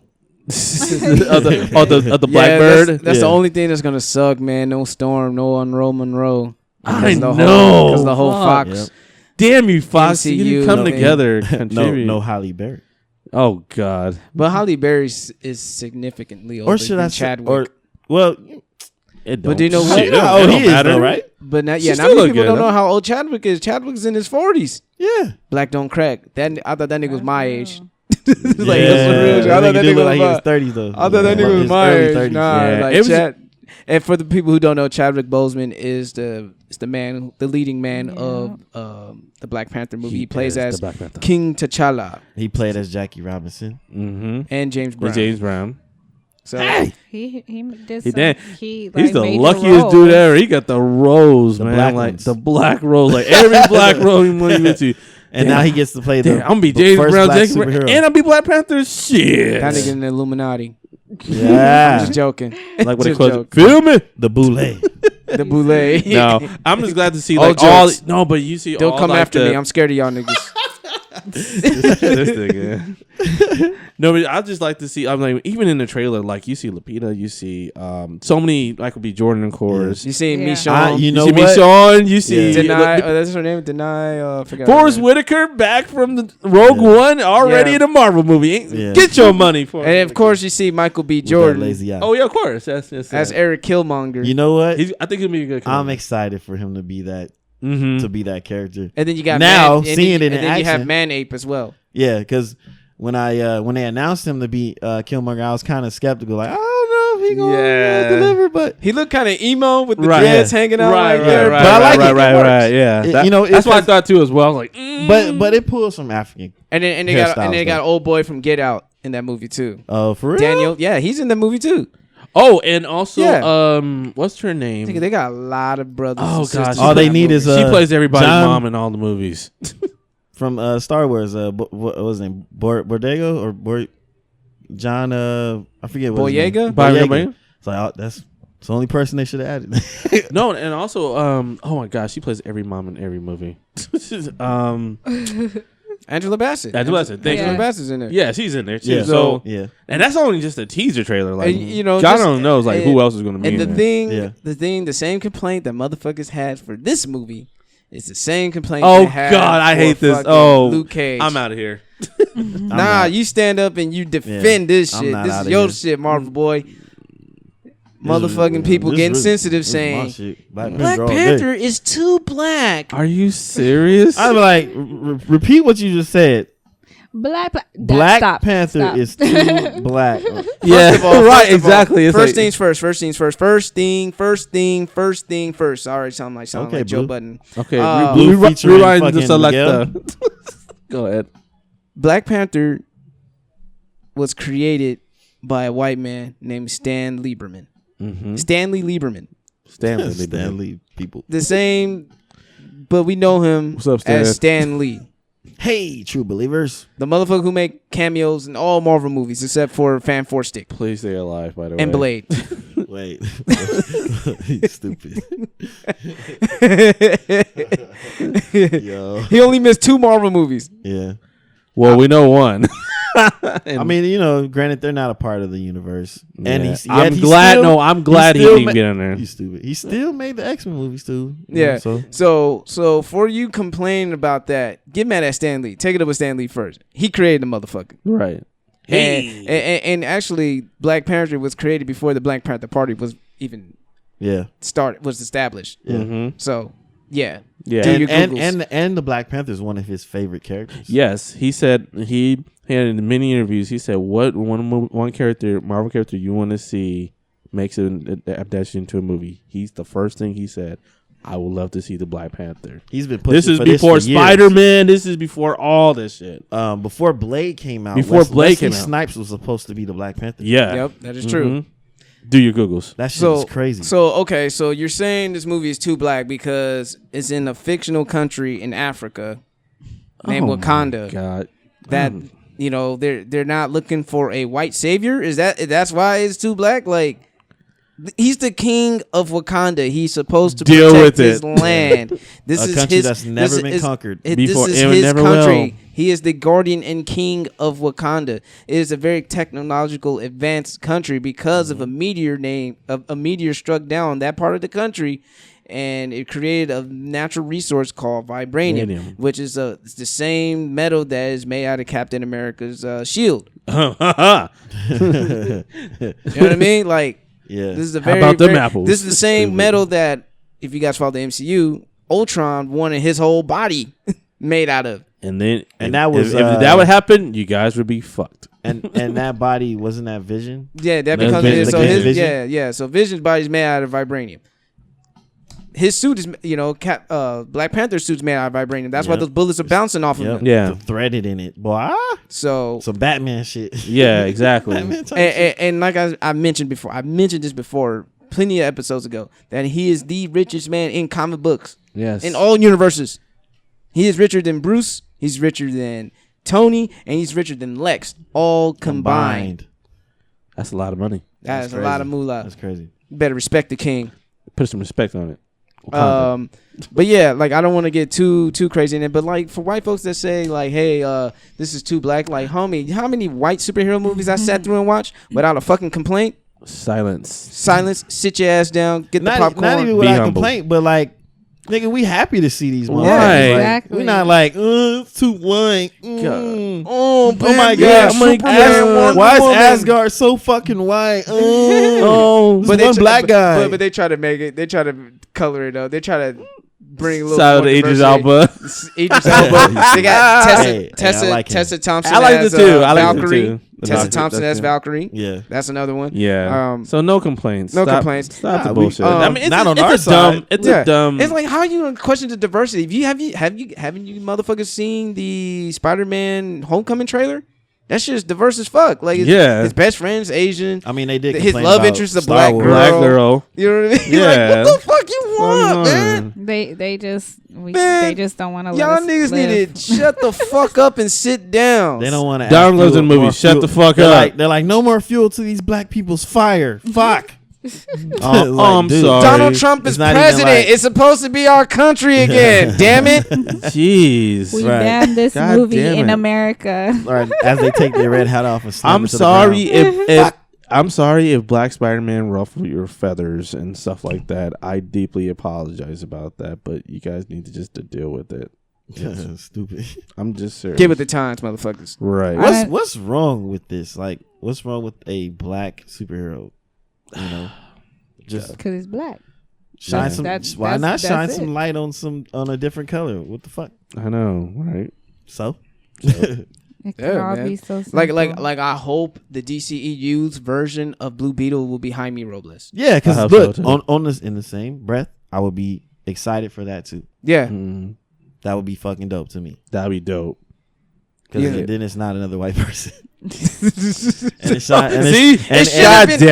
have been corn, damn it. Right, and it shines light on and it shines light on another color. Like, come on, man, y'all not the only motherfuckers living here. Like, y'all just ain't gonna be happy with shit, man. Right. Y'all never satisfied. Racist nerds. Fuck all y'all racist nerds. Yeah. Right. We're already outcasts. Bandwagoner motherfuckers. Yeah, man. We're all outcasts, and you gonna have the nerve to be racist too? Fuck you. God damn it, it's Marvel. God damn it. If you didn't own a comic before the 90s, I mean during the 90s, and you complain, and shut the fuck up, sit down somewhere. Right, exactly. Yeah, pretty much. In other news, though, I finally watched some of Power Rangers last night. Oh, the movie? The most recent? How you feel about that? Because I didn't watch it, but I heard it was good. I didn't watch all of it. Marco saw it. He said it was good. I fucks with it. Some people say it's Bobo. I think the reason why people say because you were the Mighty Morphin Power Rangers from 1992. Yeah, exactly. Because it's not their childhood Power Ranger. It's not your fucking childhood anymore, nigga. Grow up. My only thing was the fact that nigga, that was like over Billy 20 years ago. Was fucking black and Zach was Asian. I was confused. Zach was Asian in they switched the TV show too, though. No. The new Black Ranger was an Asian dude. Yeah. After Zach left. But yeah, they made a joke about it too. They switched it up, and it was cool because when they was in the water. Yeah, Billy wasn't a typical like cool black dude. Yeah, he was like he was a nerd. He was fucking autistic. He was an outcast. Yeah, like because there's more to us than just being cool or gangsters or like this or dancers and shit. Yeah, there's more like black people are multifaceted, just like some of y'all motherfuckers out there who aren't black who listen to this podcast. Yeah, you know, like. Yeah, we're more than just gangsters and movies. We're more than athletes and entertainers, and all that cool shit. That's why. How about this, folks? You want to do yourself a favor? Go watch Hollywood Shuffle with Robert Townsend. That's all I have to say. That's a good movie. That's the perfect movie. I will explain everything. That, but besides that, because like I said, I didn't watch all of it because I fell asleep. Not because it was boring. I was just tired. You guys know how I get. I get tired. Yeah, but not just that, but also when Trini like came out of nowhere and then just was just there. You said what? Trini just came out of nowhere. She was just there. Oh yeah, and then also Trini was a lesbian. Yeah, she was. So in the movie. In the movie. So they're trying to appeal to they're trying to get with the times, damn it. Yeah, the colors and the sexes. You gonna like fault the motherfuckers who's trying to get with the times, you know what I mean? The representation matters. Color and sex orientation. Gosh, damn. They're like, y'all niggas need to chill. I was just like, where'd she come from? Like she just if you watch the movie, she just appeared out of nowhere kind of thing. And then just kind of just you were just dozing off. No, she came out of nowhere. You mistreated the most important part. I was like, that's Trini right there. I said she's not Asian, but I ain't tripping. But I was like, she came out of nowhere. Every time Trini makes a spot in there, you go, wait, Trini going. They kept the names from the original Power Rangers. Yeah. Mm-hmm. Billy, Zach. and then at the end, they were calling for Tommy Oliver. Tommy Oliver, yeah. So I remember. I wish the sequel would have came out. I remember. I talked about that the Power Rangers. They're not going to get a sequel because of the numbers in China. Mm-hmm. But they're saving grace right now that could get them a sequel. What, a B movie sequel? Nah, straight to Netflix. No, a studio sequel is because of the toys.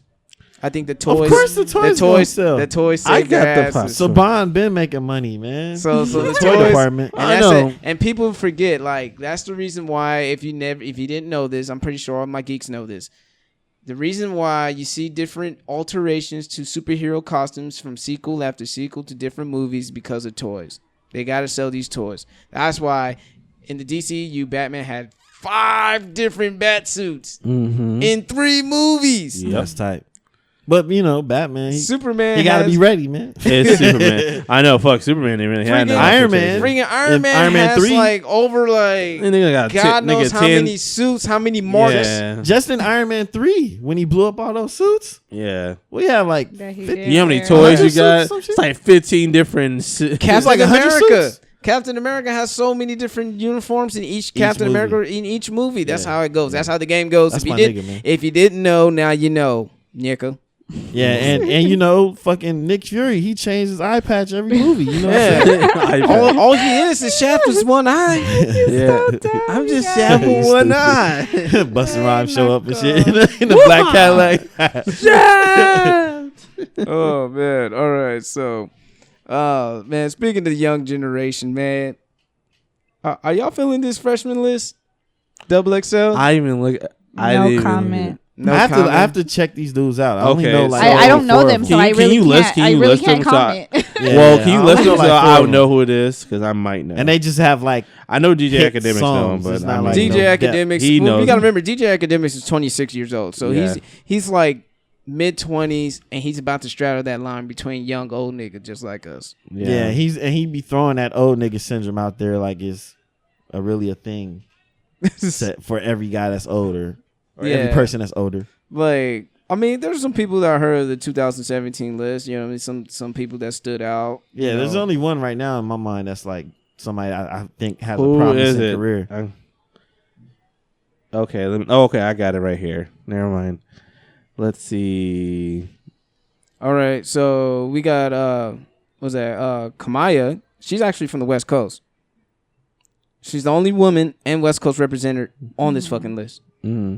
That's tight. I haven't heard any of her music before, but maybe I'll go ahead and give it a check out. You know what I mean? A Boogie with the Hoodie, I heard of him. Yeah, Boogie with the Hoodie. Yeah. P&B Rock, he has a great album. Selfish is like a great song out there.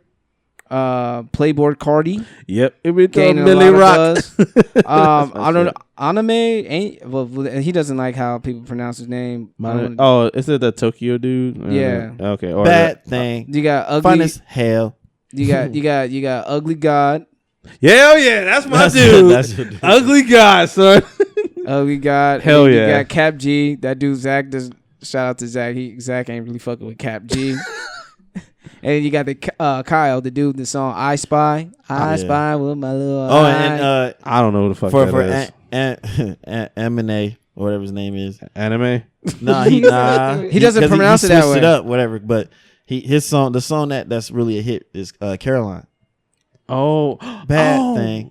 Fun as hell. Yeah, and he has another song with Kalani now called Heebie Jeebies. That's pretty dope. Oh, the Heebie Jeebies song. That I fuck with. Go check that out right now. And then there was another. Stream it. Oh, yeah, made in Tokyo. One of them niggas had that song Uber Everywhere. Yeah, Uber Everywhere. That was him. Yeah, that was him? Yeah. Yeah, he had that song. I haven't heard any music from Cap G. Party haven't. Yeah, I haven't either. But heard of him, though. You know, if you're from Dago, there's one freshman that stands out to you. The sleeper of the year. Because... you know what I mean? He had a Z-Quill, NyQuil. Sleeper of the year. Some people call him ZZZ, Tentacion. or they call him XXX Concussion. Oh my god! But you know what I mean. They call that's no other than XXX Tentacion. Extension. And he's been having some have smoke with old Rob Stone. As we were recording last week, he had a show out here in North Park. Oh yeah. The Revenge Tour. And I was scrolling down while we were podcasting, and I looked at Land's Facebook, and I saw the video of X getting laid the fuck out. I was like, oh shit, someone actually did it. But that just reminded me, for people who think that shit is sweet in San Diego, let me get you a reminder. Up in Smoke Tour, 1998. Oh yeah. Snoop came there on his Crip and shit. Okay, that's cool. But you forget this is a blood city. I know there's Crips out here in San Diego. Majority blood. This is a majority. This is a blood flavored town, and them niggas ran them the fuck out of the Coors Amphitheater when it was called the Coors Amphitheater. Yeah, ran them the fuck out of town. So people think like, oh, San Diego, Dago, mad chill. In the same breath though, YG got ran out. Yeah, San Diego, I think by some Crips. Roll it. That was out in the crowd. Roll it. Oh yeah, YG. It wasn't as big. It wasn't as big. It was a little. That's when he had Tooted and Booted as his Tooted and Booted as a single. That's how far that goes back. Yeah. But you know, I mean, just speaking for San Diego, like niggas don't fuck around out here. They ain't with the fuck shit really like that. Niggas ain't fucking around here. But yeah, man. He had smoke with Rob Stone, and I just want to give a quick little timeline of how it all happened, how it all transpired. All right, so Rob Stone's beef actually started off with Ski Mask the Slump God. We talked about this. Yep. So we got a little further. Got slumped. Yeah, he got slumped for being disrespectful. It all starts with the lack of respect. All this stems from his ego, pride, and lack of respect. He's the god of getting slumped. These niggas giggling over here. And he has a ski mask on. Looks like Jason taking a nap. And he didn't eat food. But yeah, I just want to let people know how this whole beef started. It was just ego, pride, driven, and disrespect. So damn, showing no mercy. Well, with Ski, he was I guess he was the artist with more buzz because Florida's having a crazy wave out there. Yeah, he went through a slump, but he felt and he felt that that he should open before Designer because it's Designer's outlet tour, and they have when they were in different areas, but they switched it. Live Nation switched it because they knew Rob Stone was the California guy or the West Coast guy in this region. Like, okay, this is Rob's territory. And three nights before the San Diego event, he had this whole issue of being a diva, showing up late for his set, interrupting Rob's set. And unfortunately, he did that fuck shit in San Diego, in his hometown.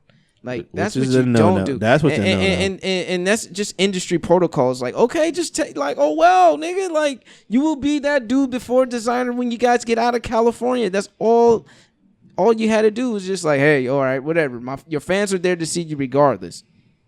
They could leave when Rob Stone goes up there. It was no biggie.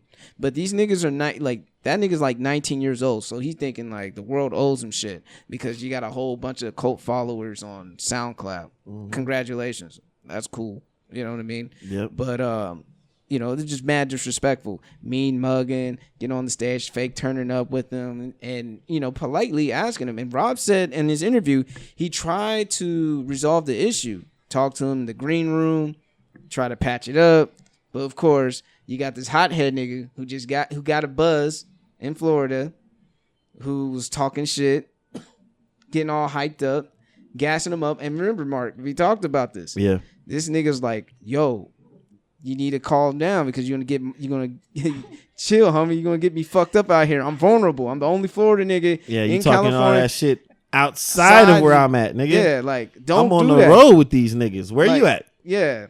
Don't do that. That's gonna get me fucked up. You talking me into an ass. But you gotta remember, Florida niggas are reckless.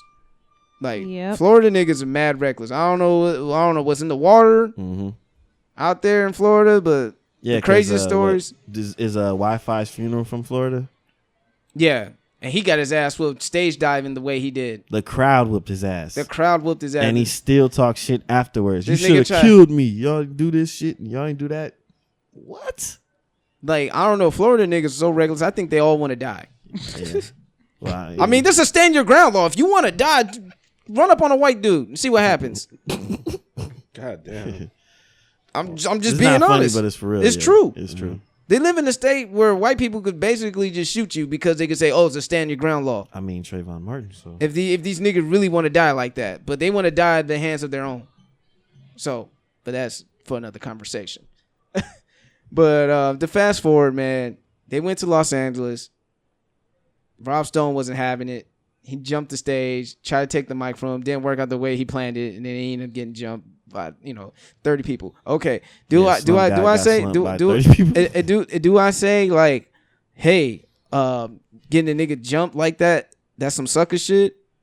I'll say yes and no, because when you're being disrespectful, you're gonna be messed with disrespect. That's just how it happens. And the energy that you exude out there, you're gonna get back tenfold. So if you're gonna be disrespectful, why in the fuck does that nigga have to offer you a fair one? Yeah, you don't deserve a fair one. If you're gonna be disrespectful, like, niggas ain't gonna offer you a fair one because he don't respect you.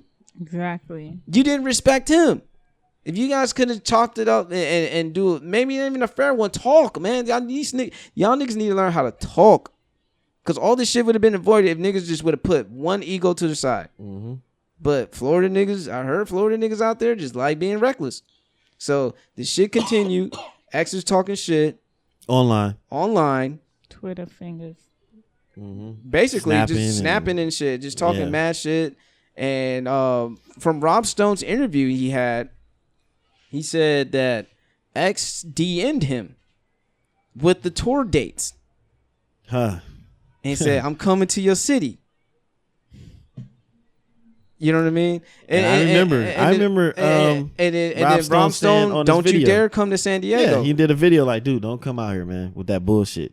He said, don't come out here with that bullshit, man. And then but on another event, Rob Stone got kicked out of he got replaced in Rolling Loud Festival because of his safety. But they still paid him.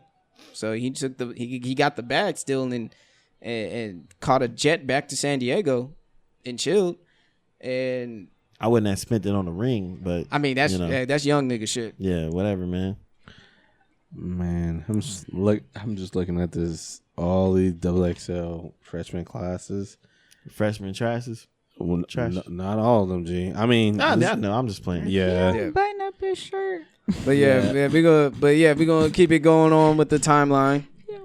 So these niggas, that's how that started, and then it escalated with not even just like saying like I'm come to your city. Like he putting Rob Stone's, like, his fans getting into it, putting his address out there, showing like his son out there on his Instagram. You're getting mad personal. Yep. Yeah. You're getting really personal with this shit. You took it to another level. You took it to a whole nother level. And this is something that these X fans who said fuck Rob Stone at that concert had to understand.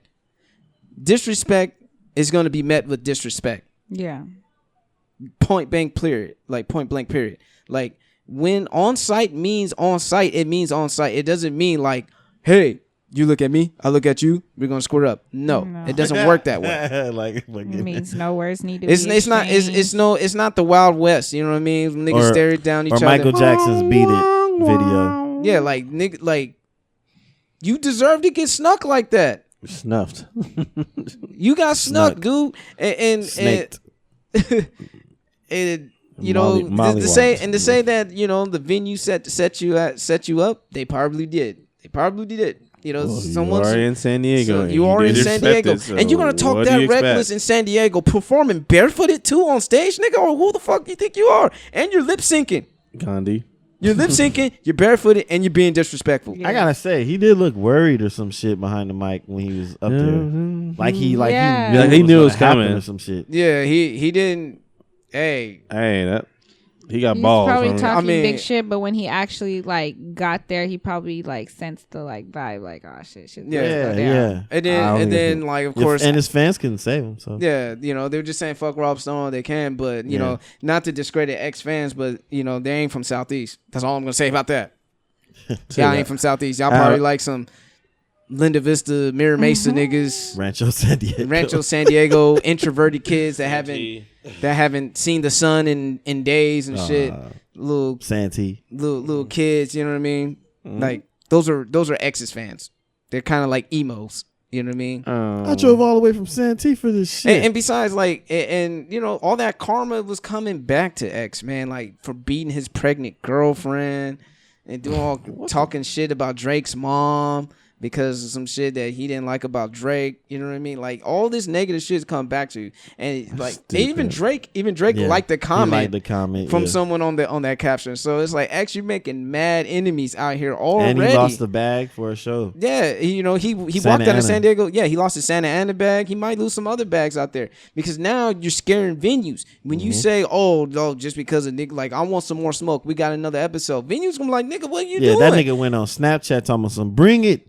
Bring the same shit y'all brought from San Diego. I want all the smoke. Come to my show. And they were like, no smoke here. Somebody must saw that shit. Not I, said the cat. Yeah.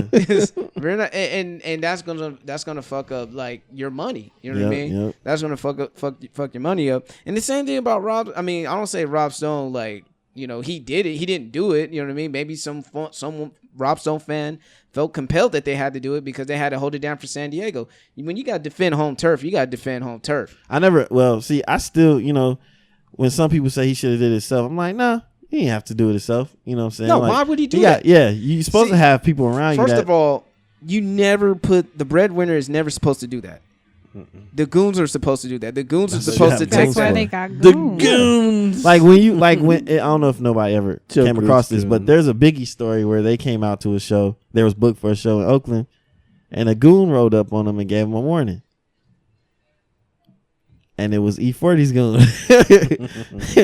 Threatened Biggie and them. Yeah. You know, it wasn't E40 himself, you know. Like E40's like, nah, man, you can't be. Yeah, it's the goons because like I said, you don't put the breadwinner out, you know, in compromising situations like that. It would be very, very, very idiotic to do that. So for Rob Stone, if that was for Rob Stone to go out there, run up there and sneak him, and then like possibly risking getting jumped after that because you know getting stabbed getting stabbed and all that other shit, that's just crazy. It's like why would you do that? And the same thing for X's people. Nigga, that's your money right there. You let your money get knocked the fuck out on stage. Where were you niggas at? Yeah, you guys gotta be after the fact ass niggas. Like you niggas should have been on piss. Somebody should have been there to interrupt that punch with a tackle. Oh my God, he speared him. Yeah, you know what I mean. Like call him with a spear. Shit, I mean, y'all felt it in no the air. refunds. I mean, y'all came to San Diego with that bullshit, so you knew the fact that you're gonna step into the man. You're in hostile territory, man. You know what I mean? Yeah, you got your fans, but I don't think them niggas. I mean, maybe one of the X fans did stab that nigga. I don't know, but hey. You know, you never know. But you know what's so funny? That one dude's like, dude, I actually purchased tickets to hopefully see a fight. Yeah, it's the same. Yeah, it's the same he's like, type of person. I don't care what he It's the same type of person who heckled Kehlani not too long ago. He said Kyrie and got kicked out. Some niggas just get off on that shit. Some niggas just go to concerts, go to sporting events, just to watch, just to hate on you. I think they're the same ones that be on the internet heckling people. Yeah, Twitter fingers. It's like, you know what? I'm gonna do this out personally. Yeah. I'm a troll in real life. Yeah. I'm gonna pay $60 to go to a concert. Let me give you guys this hand. Shit. You guys actually showed up and showed out. So I don't know how long. What a waste of money. I don't know how long this beef is gonna continue, but from my eyes, Rob is 3-0. Rob is 3-0. Rob is 3-0. Biased. Okay, I'm not being biased. I'm staying 3-0. Facts. You said 3-0. Yeah. All right, so it's a joke. Damn. In LA, when they got at him on stage, but they slumped him afterwards outside. Yeah. By a car and shit. Yeah. And then his pants pants was down and shit. Like Rolling Loud cut him the check without even him showing up. He got the bag. He didn't have to do anything. Okay, he didn't have to do anything. Yeah. And then Triple X getting getting knocked the fuck out with the injustice punch. So he's 3-0 right now. So I don't know, and I know X was talking about, well, whatever happened to that nigga, I ain't got nothing to do with it. Yeah. Karma's gonna come back or whatever. You know what I mean? He said that. Karma? Yeah, he spoke on Karma. Yeah, he spoke on the Karma. Same nigga that was due. The same nigga who's talking all that shit. The same nigga who's beating on his pregnant girlfriend, or his pregnant ex-girlfriend.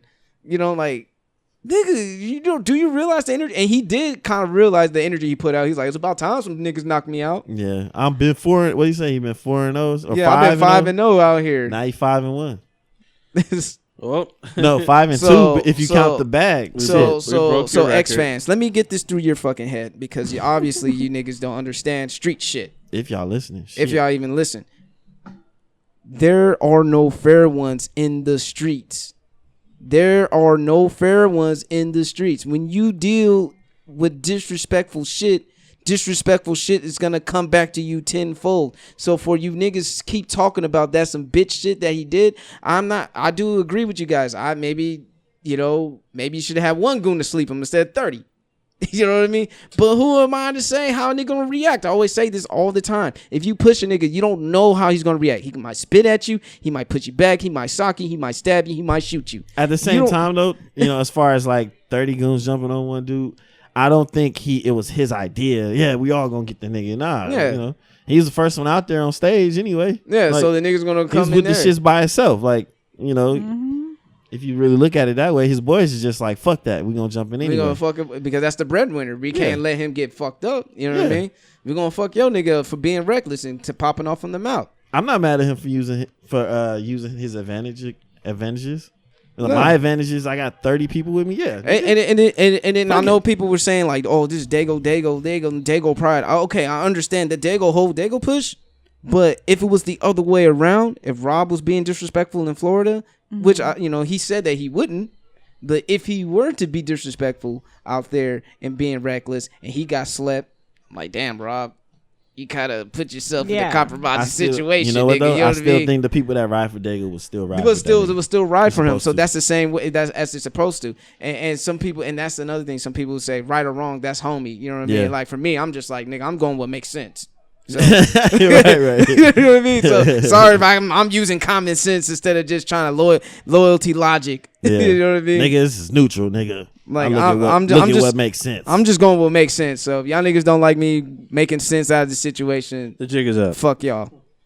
It's like the jig is up. I did my research and shit didn't add up. So it makes sense. But that's not the case. So X is the one in the room. Yeah, X is definitely one in the room because Ski's not even saying shit anymore.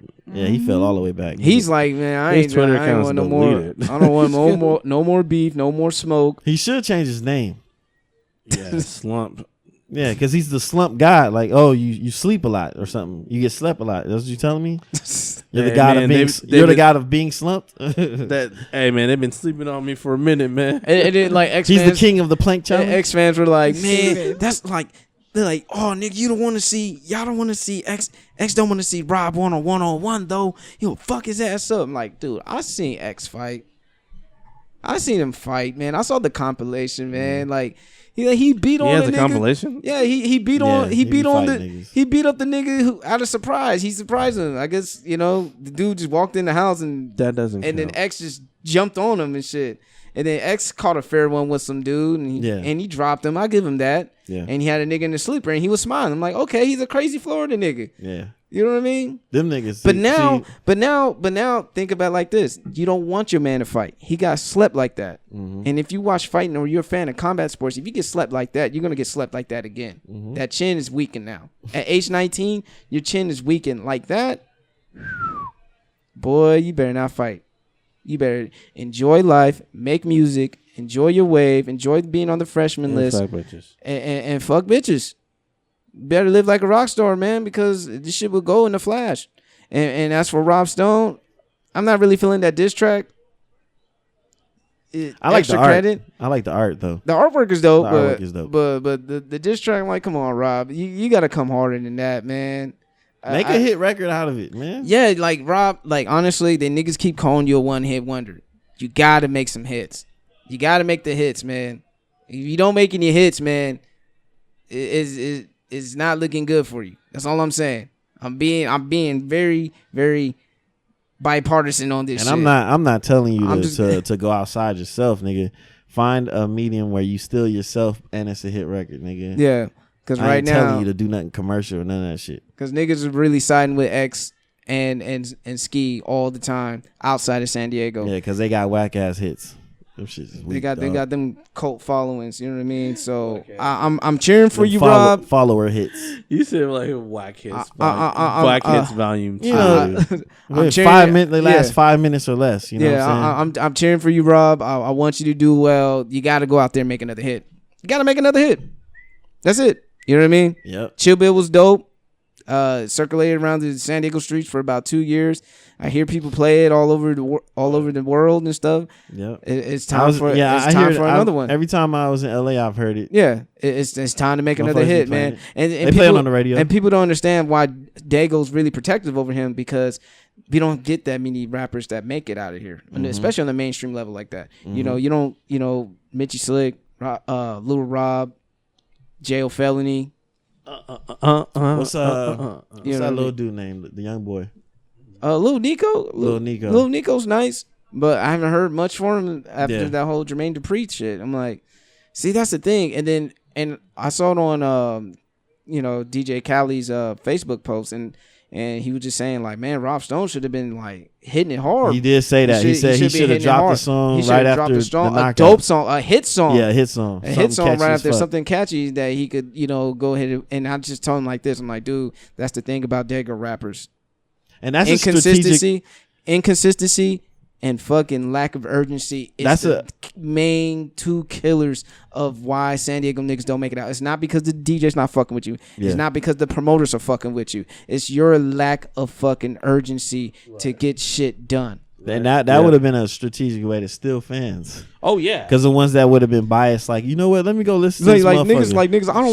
I don't fuck with X, but let me see what Rob is talking about. Yeah, man. I mean, shit. That's or who the fuck is this Rob? That's a Busta Cameron. And then they go listen to him. I mean, it's basically Busta Cameron, man. Like that nigga got shot. He went to the studio from the hospital and made Get Him Daddy. Like, come on, man. Hits. I don't know what kush you're smoking, but it got you a little too chill. Yeah. You probably need to take some weed that gets you a little hype and go hit the studio. Yeah. You know what I mean? I think Rob Stone works off of good samplings.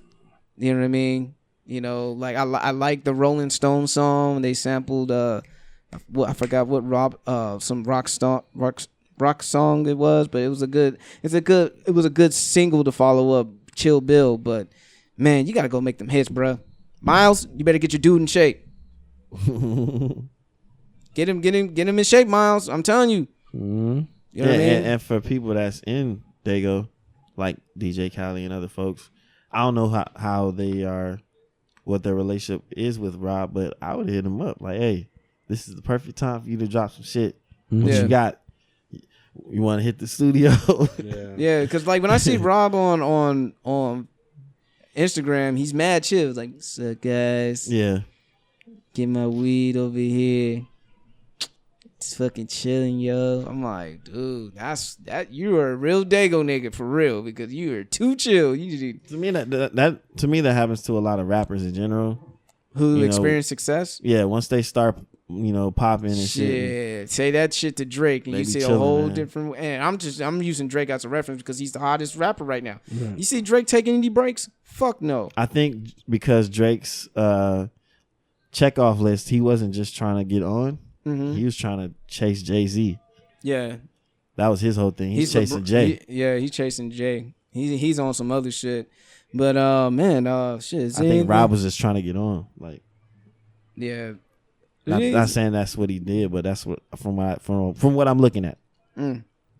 So, this is more of like a chill episode, but we had to say on the subject. Pretty much. Nessa's dying over here in the streets. Guys, I'm trying. Fucking dying, man. She's not interested in the conversations. No, I'm just tired. It's that little gap time. It was the Mayweather. Yeah, it was that conversation. Yeah, you was like, I don't give a fuck. Because I know sometimes Mayweather fights do put you to sleep. Sometimes these motherfuckers got jokes. They think I'm that sleep that I don't see. Okay, we're gonna call you after Zab Judah. We're gonna call you Slump God in a minute. All the other fights were sleepy time. Yeah, we'll call you Slump God in a minute. Yeah. So. ZZZ Blasian Mommy. You so dumb. Stupid. It's your girl. All I felt, I'm listening. I hear you guys, and all I feel is this shit brush up against my lips every 2 seconds. I'm like, shit. Wake up. Oh, it's your girl, Miss NyQuil. But yeah, man. Anything else, man? Any shout outs? Because I think that's all I had to say on that subject matter. Oh, just one more thing. At the end of the day, you guys are all young black men. Y'all need to stop beefing over some dumbass shit. Especially X. You talk about the KKK, fuck the KKK and all this shit, but yet you're still perpetuating violence among black men. So practice what you preach, dog. Right. If you participate in going against your own people, like, you talking about fuck the KKK, they're gonna be like, why don't you join? Sure, I mean, well, not join, but thanks for doing work for us. Like, that's how they it's like that, that one scene from Tales from the Hood. Dude was like, you cool with me, nigga? Yeah. All the people you killed, what color were they? And homie got stumped. He sat back. Crazy K got stumped. And he was like, oh shit. Yeah, you cool with me, nigga. So, man, just y'all niggas just gotta practice what you preach, man. You can't. I mean, I know. I said earlier, don't hate the messenger. Appreciate the message, not the messenger. But right now, sometimes you got to be congruent as a messenger. You know what I mean? I understand. Off topic, Gandhi. You know what I mean? Gandhi preached nonviolence and all that shit. I could appreciate that message, but as a person, fuck him, because he never liked black people. Racist ass. Well, anyway. Ooh wee. Hey, have you watched the show? I don't know if you have. American Gods? American Gods. Nah, I haven't watched it, but you've been raving about it. Yes. I watched this one clip with Orlando Jones in the ship. Killing. That scene was fucking Remember deep. how I showed you that scene? Man. I was like, yo, this scene has a message, dude, nigga. He put me up on that, dude. I was like... He was like, the dude at the end of the scene was like, we all gonna die. He was like, motherfucker, you already dead. At least go out there and die with some fucking glory. If anybody hasn't seen it, Orlando Jones. I mean, Orlando Jones. 7-Up guy. Yeah. The Drum conductor line. from Mr. Drumline. Drumline. Or Double Take. Director. Not Double Take. The nigga who defended Bill Maher. Stupid. But he had a point though. He had a point. What'd he say? Well, he just said, like, man, I experienced real racism. He was like, I'm from Alabama. Like, yeah. Like, I experienced real racism. And, like, what Bill is doing, like, that ain't really shit. Like, we'll check. Like Killer Mike said, you can punch that nigga in the stomach and tell him not to say it, but, go on. And Ice Cube already respectfully checked. He sat Bill right Maher, next to him. Sat right next to him. Yeah. But him, just because you fuck Superhead doesn't mean you a nigga. Right. But the message from Orlando Jones in the American God scene is at the beginning of episode 2. I think it was 2 or 3. But it went, what the premise of it was, the first slave ship coming over to America, and Orlando Jones is playing as a god named Anansi. I guess he's like an African god or something. I don't know if it's fictional, but one of the slaves was praying to him, and then he shows up and he just tells them what is going to happen for the next 300, 400 years. And you're fucked. Yeah, that's basically what he's saying. Like, what's going to happen right now is you guys are going to pick cotton and tobacco. Maybe get Sundays off. Your kids are going to pick the tobacco. That's the only good thing that's going to happen. Because it's going to give white folks cancer. Yeah. I was like, oh, shit. Yeah. Right. That then got he me said, too. for the next 300 years, you're fucked. You're going to get shot at. Yeah. All of that. He said, you're going to deal with heart disease and all that other shit. He was like, you're fucked. You might as well go upstairs right now, because they was under the ship, whatever. Yeah. The lower deck of the ship. Go upstairs, slit all these motherfuckers' throats and burn this ship down. And that's when dude was like, but we're going to die. He was like, you're already dead. Why not go down for something that you fighting for? I was like, damn, that was so deep. Yeah, it was crazy. I gotta go see American Gods, man. I just gave y'all the light version of it. Y'all gotta really watch it. Go watch American Gods. I mean, go watch American Gods. Go watch the Carmichael Show. Go watch Insecure if you haven't already. Go watch Atlanta. Go watch, watch all these shows. Luke Cage. Go watch Luke Cage. Motherfucker. Go see Black Panther. Yeah, Luke Cage had a go watch Fresh Off the Boat for all the Asian homies. You know what I mean? Like, there's so much representation out there, man. It's gonna be much more. So you racist motherfuckers just gonna have to get used to it. Go watch Iron Fist. Oh. Are you okay? Do you need some water? No, I'm fine. Okay. But yeah, man, we gonna wrap this up, man. We've been here for a while. Any shout outs ringing around? Any shout outs? Nessa. CCC Blaves your mommy. Nah. At radio station. No shout outs. Can't think of I got any. AKA Drowsiness. Oh. Nah.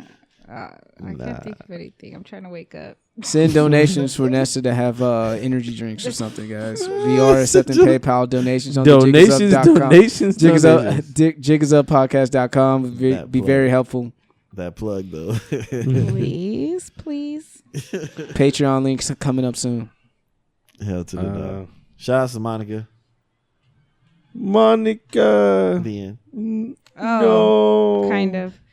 Shout out to my job for low-key giving me a raise, but not just me. Everybody got a raise. But shit, I'm going to need that $2. The extra $2. The extra $2 make a difference. Mm-hmm. Shout outs to my soon-to-be new job for saving me from my job right now, my current job. Mm-hmm. No problem. See, nigga, you on that KD shit. Hey, I know I'm trading. And guess who's Dwayne Wade? Technically, I'm You're stupid. I'm just saying. You were really getting on his ass. No, if I'm KD, on Dwayne, you're Draymond Green. I'm Draymond Green. If I'm KD, you're Draymond Hell Green. Yeah, shit. You made the phone call. They was hella making fun of him and all the memes. Dwayne Wade. Oh, Dwayne Wade looking like a fucking drug lord off of Paid in Full and shit. Oh my god. That nigga like primetime Dion when he got drafted. Like, that nigga, man. Oh shit. Shout out to Michael Vick. He officially retired as a Falcon. And yeah, he was that dude. Back to if y'all play Madden 2004, damn well if somebody picked the Falcons, you're not gonna win that game. I mean, he was like he's the most cheating player in Madden ever. He put in work with the Eagles too, though. You never had shout out to Zach. You never know how to throw the ball with Michael Vick in 2004 Madden. Yeah, I'm gonna scramble and run. 2004, I was taking star shots with my boyfriend at the time with the Michael Vick jersey. He bought him. Valentine's Day. I can't with life. No, here's the thing. My dad's a Bears fan. Wait, you wore a Falcons jersey? I did. At the current time, you were a Charger fan? He made me wear the. Oh my god! You went through with it. That's funny. You didn't want to wear the Charger Vick jersey? Yeah. My dad is a Raider. My dad is a Bears fan, and he got a Michael Vick jersey. But check this. Not only did I didn't wear the other two, but he also got me, because he used to work at one of those like little sports stores. He got me a Cleveland Cavs LeBron jersey and a fucking Melo jersey when he was with Denver. Would be coming up. Everybody got the damn Melo jersey. Yeah, that Denver Melo jersey is clean. Yeah. Remember when J.R. Smith was playing with Melo? Remember when J.R. Smith was playing with Melo? Yep. Yeah, J.R. Smith was on his. That's when he was on his shit. Niggas, nigga J.R. Smith whore, nigga. Yeah, he was on basketball crack, whatever the fuck he was doing. That nigga whore, nigga. Dunking on people and shit. That nigga was jumping out the gym. J.R. Smith was nice. Oh man, you started to question who was the man on the team. Like, what the fuck? Yeah, but don't judge me. Y'all will never catch those pictures. No, but definitely Michael Vick. Yeah, he was very exciting player back in the 2000s, man. That was. Speaking of QBs, that's what I wanted to talk about. how the Seahawks didn't pick up Kaepernick because he's blackballed. The coach was his reasoning was he should be starting instead of being a backup QB. I'm like, ouch. That's like me going to McDonald's. I remember going to McDonald's trying to get a job. Yeah, told me I was overqualified because I came in with a resume. I was like, nigga, I need money. Fuck qualifications. Right? I need a check, nigga. Well, that's I need a bag, nigga. Like it means something that I'm walking in a McDonald's trying to get a job. You're too good for McDonald's. It's okay. I get that all the time in relationships. I'm overqualified. Do you walk up with a resume or something? Probably why. Real shit. I'm like, that's probably why. No, it's like crickets. You're too good for my me. resume. I just want to give a shout out to all the people who've been responding in regards to writing and adding written content for the website. I appreciate that. You guys are going to be the real MVPs for the website, and with that, you guys will have credit, and you guys can use it as your portfolio in the future to show off your writing skills, whoever wants to pick you guys up for a major publication. So there you have it. Who knows? You might be on Complex. Shout out to the graduates that's graduating tomorrow. I have a few of my kids, and the ones my 5th graders and my seniors graduating tomorrow. And the ones that's graduated already. Yeah, that's what I was going to say. Congrats out to all the graduates out there. 2017. Sorry, I don't know how you're going to do your hand signals. I deeply apologize about that, but y'all can make up something, whatever like that. Yeah, shout out to my and also for all the people who didn't graduate and stuff. Hey, see you at summer school. Stupid. Shout out to my little cousin Alexa for graduating. Shout out to my cousin Michaela and Kimberly graduating at the age of 21. That's what's up. Yes, I love her. College? No, high school. She's special needs. Oh. She graduated the same day as her sister, but different schools. Still Canyon and Still. Hey, as long as you finish. And was it Monterey? That's all that matters, man. As long as you finish. That's what she said. As long as you finish. Stupid. Well, if you enjoy, don't got to shout nobody out, Kenley, that graduated? Yes.